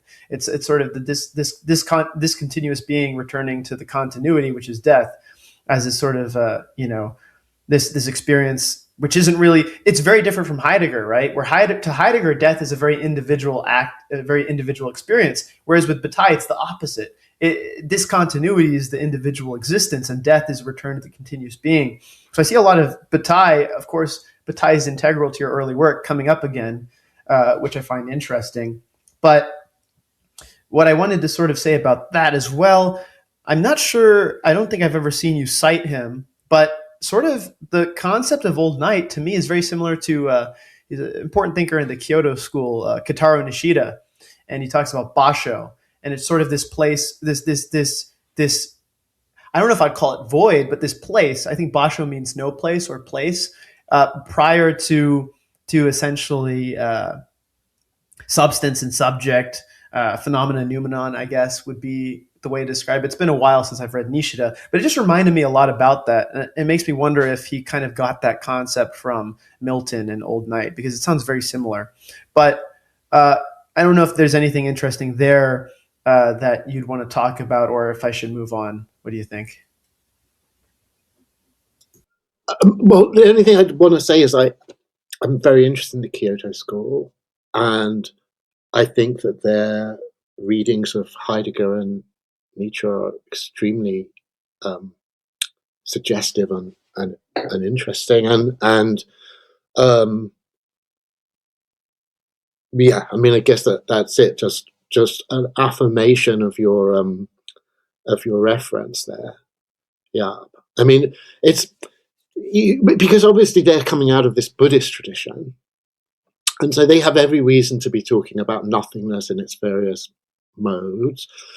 And so I would have thought perhaps for a lot of people it would be natural to sort of flip your reference on its head and say, isn't Milton being interestingly kind of East Asiatic in his notion of Old Night rather than the Kyoto school being Miltonic? But on the other hand, I mean, they're among the best readers of Christian writers anywhere that have ever existed, and so it's not at all nonsensical to run things in the direction that you've just done. And of course, my favorite writer, Mishima, studied a lot with different thinkers in the Kyoto school, and it is very much Occidental in many ways, where they're taking so much Western writing and repackaging it through the Eastern lens. Of course, Zen is very important in that, Taoism. So it is very interesting, but maybe that's a topic for a future conversation. I need to reread Nishida. I had to write as the only I've only taken 2 philosophy classes in college, and the first one I ever took, which was last semester, that was our final essay. One of the topics could be about Nishida, so I did a little thing about him. He's almost like in some ways he's like the Gentile of the Imperial Japanese Empire, because he kind of believes that because the Japanese in an almost Duginist cultural Dasein way have realized Basho, and that justified them becoming the pole in Asia and creating the greater Asian prosperity sphere and the Japanese Empire. So there's a lot of interesting stuff there. I'd recommend to the Legionaries to read Nishida. I have to reread him myself.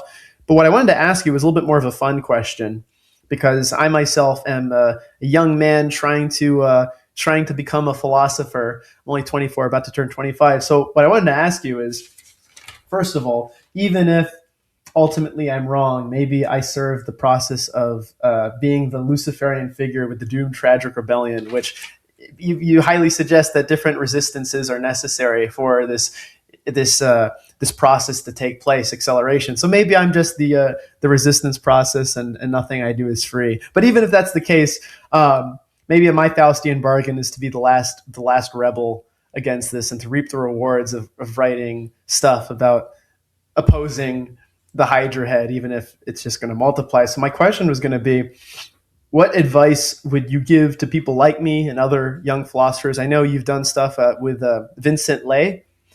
He seems to have a lot of very interesting stuff, which I'm going to be getting into myself, reading. What is your sort of advice for us with your potential future? Maybe just not needing philosophers anymore. Maybe we're the last generation of philosophers. What would your advice be? And then secondary to that, from my work, what ideas do you think I should try to work on more that are the most original and have the most potential to maybe add a little bit more to thought?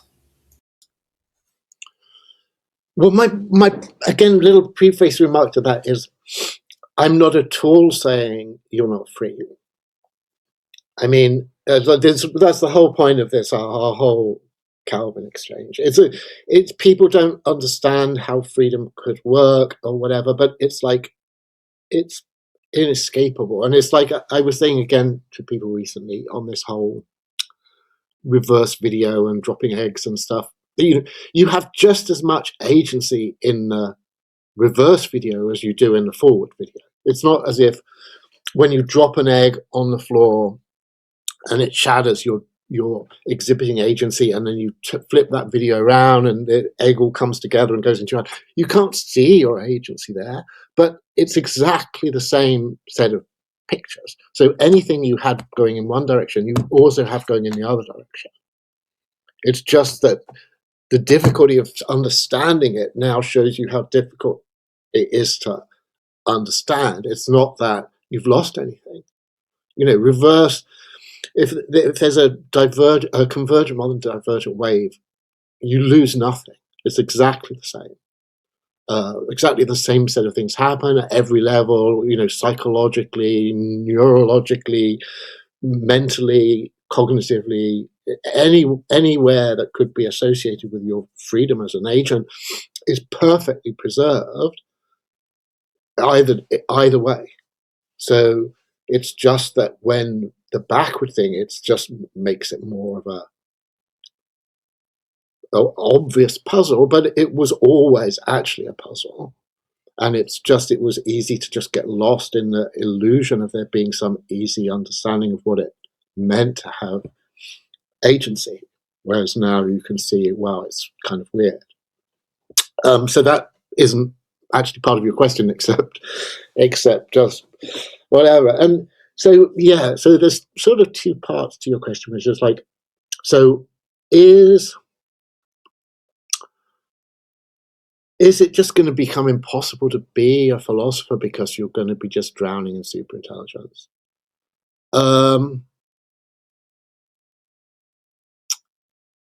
And I mean, honestly, I don't know. I think it's a really interesting question. I mean, I have lots of questions like that about myself and about like things like just writing and, you know, various things like how are they actually going to be impacted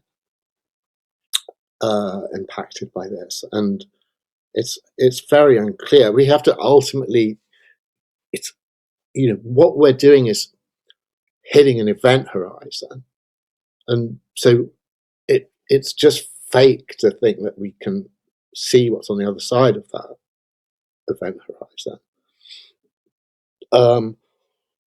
And at least right now is the most interesting time to be thinking about stuff in the whole of human history, as far as I'm concerned. So, you know, you can sort of indulge that.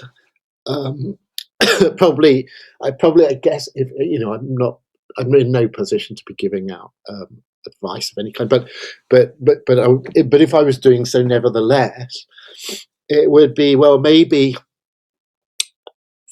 focus a bit less on long-term plans than you might at other times in history have done, and concentrate upon more on stuff that's really coming up right now.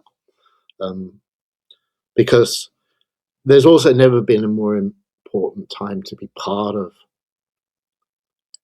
any kind of relevant conversation, because it's like what's happening is so huge and so important and so interesting to people that it's like anything that you add to that, it's like really important.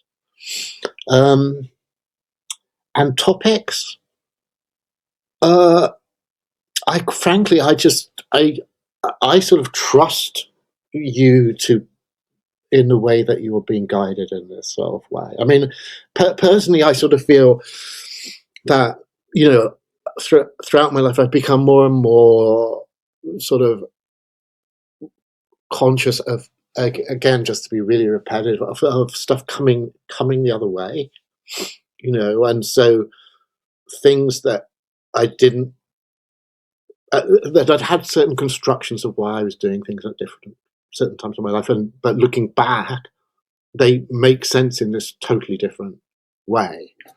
So even just like in the forms most relevant to your question, like certain ideas or formulations or topics that had a certain sense at one point, now I see as being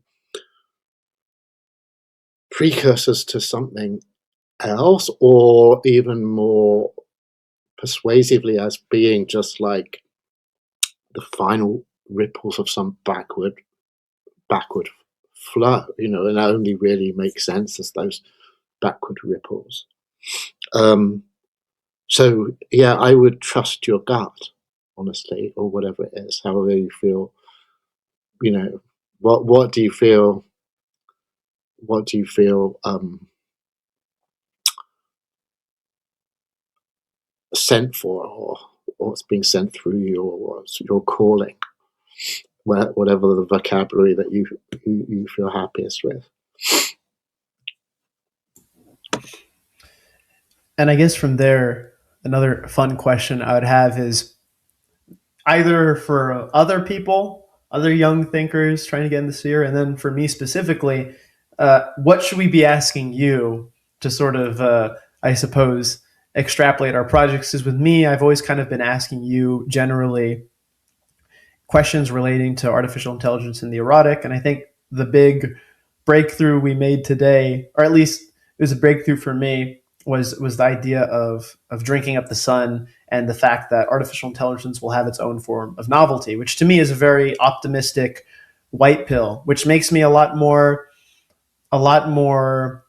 I mean, obviously, I still have my view of what I want to happen, but if that happened too, I would not feel nearly as bad, because I think my biggest fear has always been that total instrumentality and a lack of novelty and a lack of the symbolic is eradicated through this inhuman future, because I always viewed those things as sort of tied to the anthropomorphic, tied to the human experience, more human, so to speak. But through that definition, or that visualization of the future, it almost seemed similar in some ways to some of the things I've been talking about, where this novelty is more human than human. It's still novelty. It's just in a way that we can't understand, which it just is something that I could still find to be beautiful and aesthetically pleasing in my visualization of the future, despite the fact that it's not my perfect future. But from that, what sort of questions do you think that the younger generation that wants to be engaged in philosophy ought to be asking you to sort of help them on their intellectual quest? And then what questions do you think I should be asking you?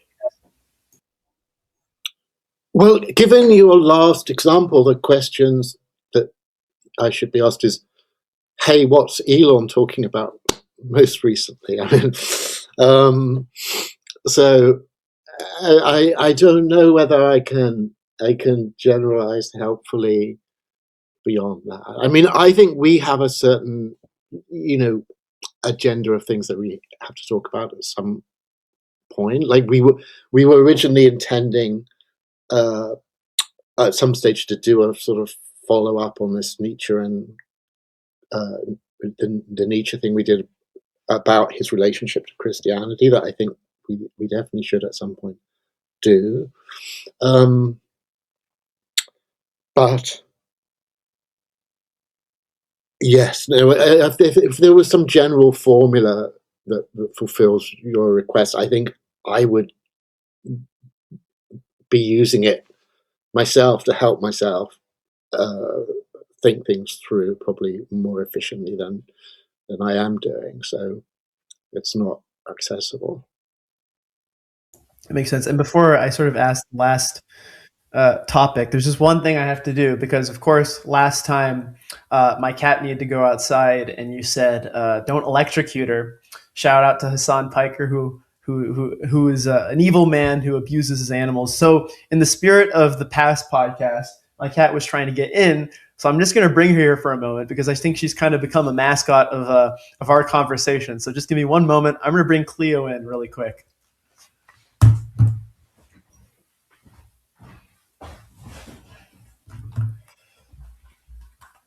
So we got Cleo here. Nick Land stands up for animal rights and protected the rights of Cleo, and made sure I didn't electrocute her last time, which I didn't, guys. I don't electrocute animals. So this is Cleo, everybody. Famous member of the Warrior Philosopher podcast. But the sort of last thing I wanted to ask you, because you explicitly said it, is what the hell is Elon talking about? Well, this is probably not quite up to date. So, it's just stuff that he's been talking about quite recently, which is obviously the sun. He's really into the sun. And in fact, if I could just pass on something that I thought it was so great that he said. Can I also just say I've seen Cleo before.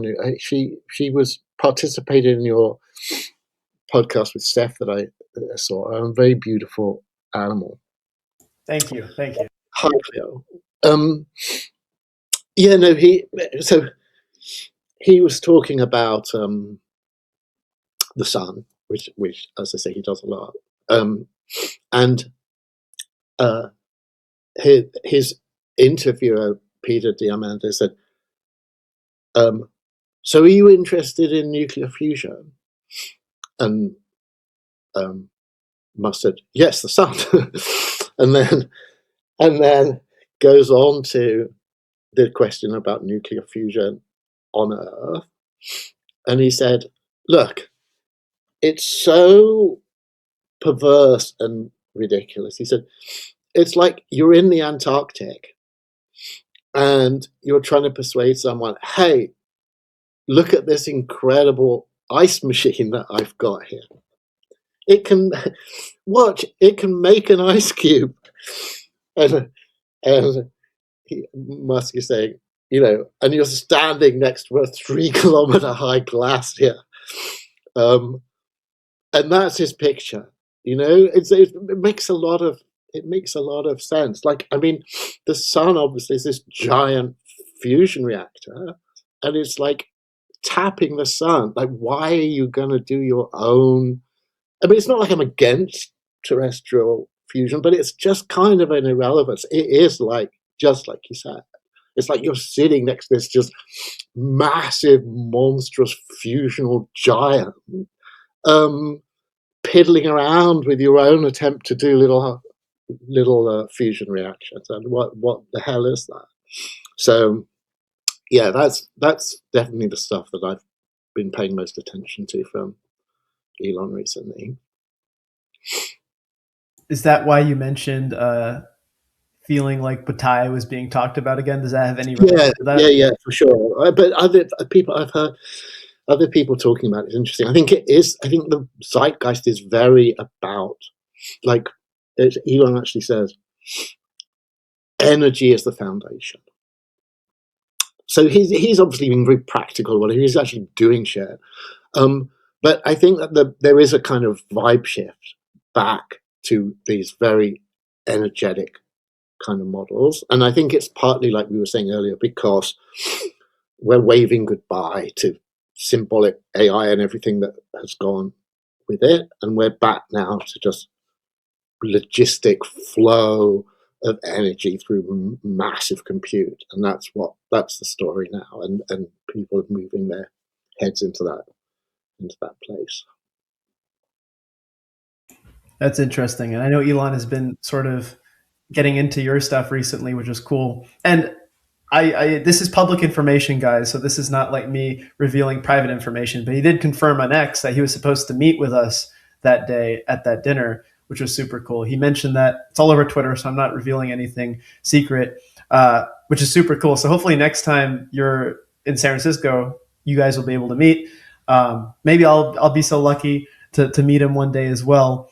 But I think it's been great, and it's just the past 30 years or 20 years of philosophy has just been so dead, because I think that this sort of patronage network has been abandoned. There's no more patronage networks, whereas in the past, all these great thinkers would have people promoting their work, bringing them to the forefront. So I think there's a real vibe shift going on. And of course, I have my disagreements with Thiel's sort of things that he talks about. A lot of it connected to some of my disagreements with you, but I think it's amazing how he's really bringing thinkers back to the forefront.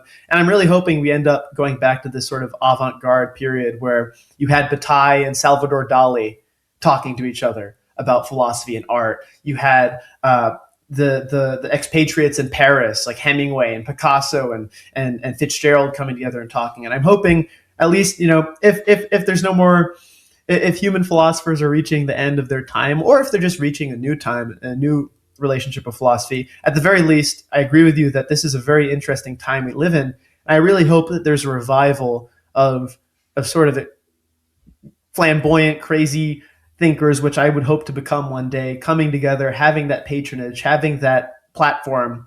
And that's the great thing about the internet. So I think we live in interesting times, and I'm very white-pilled about that. So, of course, if Elon somehow sees this, thank you. And we need more of that sort of that intellectual vanguard to emerge. But the sort of last thing I'll say, and then I have one last fun question for you before we get going. My last sort of thing I'd ask, or maybe just pose, is I wonder if the role of philosophers in the future doesn't die, because maybe, and this is one white pill maybe that I could view from your thing, perhaps we lose the ultimate control over these machines. But if we continue as humans to live, maybe that doesn't necessarily mean something unbeautiful or ugly in the future. If humanity continues, and at a very high technological level too, just because we're not the highest technological level to be able to use it, it doesn't mean that we won't have access to all this technology. Maybe philosophy ends up existing in a symbiotic relationship between man and the machine. And the best example of this, I think, is in the third film of The Matrix. I think it's called Matrix Revolutions, where at the very end, Neo sacrifices himself to kill Agent Smith. And Agent Smith was kind of this figure in between a symbiotic relationship between man and the machine. And he kills him, and this final sacrifice ends up brokering a peace between humans and the machine. And they live in a sort of symbiotic relationship, not the theosis that I ideally see, where man and machine come together in capabilities and conscious, but still a symbiotic relationship where humans maybe don't have the most power anymore, or the highest intelligence, or the most ability to influence the cosmos. but then something subsists that is still incredibly beautiful and is still incredibly valuable.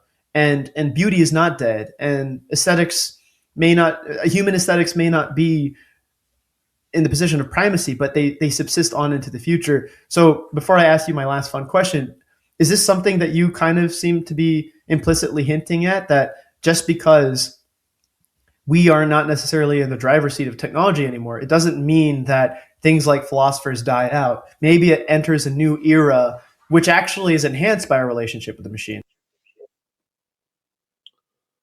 Well, frankly, I think we've been to this is where I'm sort of grasping pointlessly at the event horizon. It's like I don't think there's any way to positively, like, anything I was to say about this is like spinning a story in the void, because no one should take it at all seriously.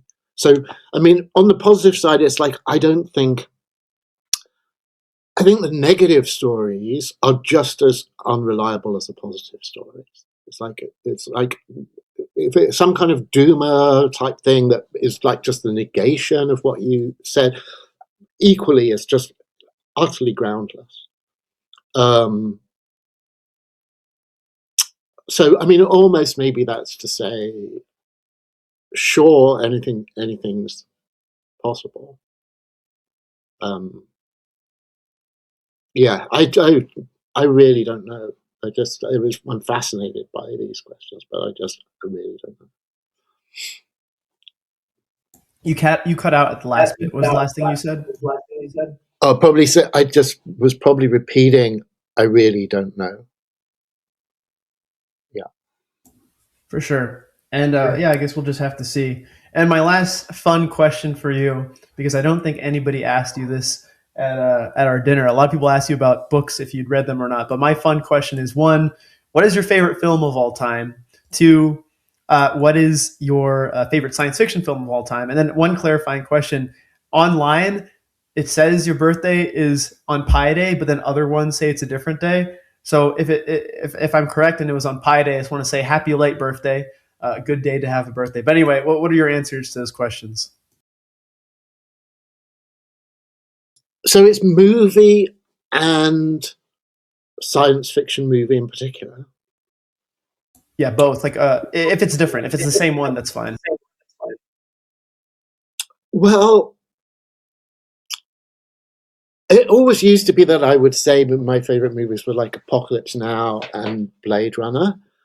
But frankly, because they're so important to me trying to get a sense of coherence and talking to people about Gnostic Calvinism, I would have to, my 2 movies that are like super important to me now are the first Terminator movie and The Matrix. Because I just think that they really just structure the culture in a really important way, and they both are obviously, like, in a way, metaphorical versions of, figurative metaphorical versions of these thoughts, but they're very solid ones. And just with the Matrix in particular, it's actually like, I think, it's deeper than it even seems. I think I assume both are very kind of actually, you could say, to use this language, channeled actually, and full of stuff. But this whole thing, for instance, in the Matrix about people being batteries, that is itself a sort of metaphorical version of a genuine Gnostic belief that people were actually being their emotional state was directly feeding the archons, and so they were, everyone is trapped in the world, literally being sort of energetically parasited by the archons. So I think I sort of assume that it's like, it was quite deliberately actually been loaded with very serious levels of this Gnostic information as a Gnostic metaphor. But yeah. Okay. All good Great. movies. Yeah. Blade Runner and Apocalypse Now are one of my favorites. Terminator, I'm not as big of a fan of, but it's important. Maybe. But anyway, thank you so much for coming on again. And at some point, we'll have to finish up our Nietzsche Christianity conversation. And of course, to the viewers, we're working on getting a conversation with Nick and Uber Boyo set together. Everybody's down for it. We're just trying to come up with a time. So that's going to be amazing once we get that started. But anyway, thanks so much for coming on. And Legionaries, thanks for watching. As always, this is the Warrior Philosopher, building foundations of the Warrior Philosophy. Ave Nova Roma, Ave Caesar, and Cleo says goodbye. Bye. Thank you, Patrick. Bye, Cleo. Looking forward to our next one. Sounds good.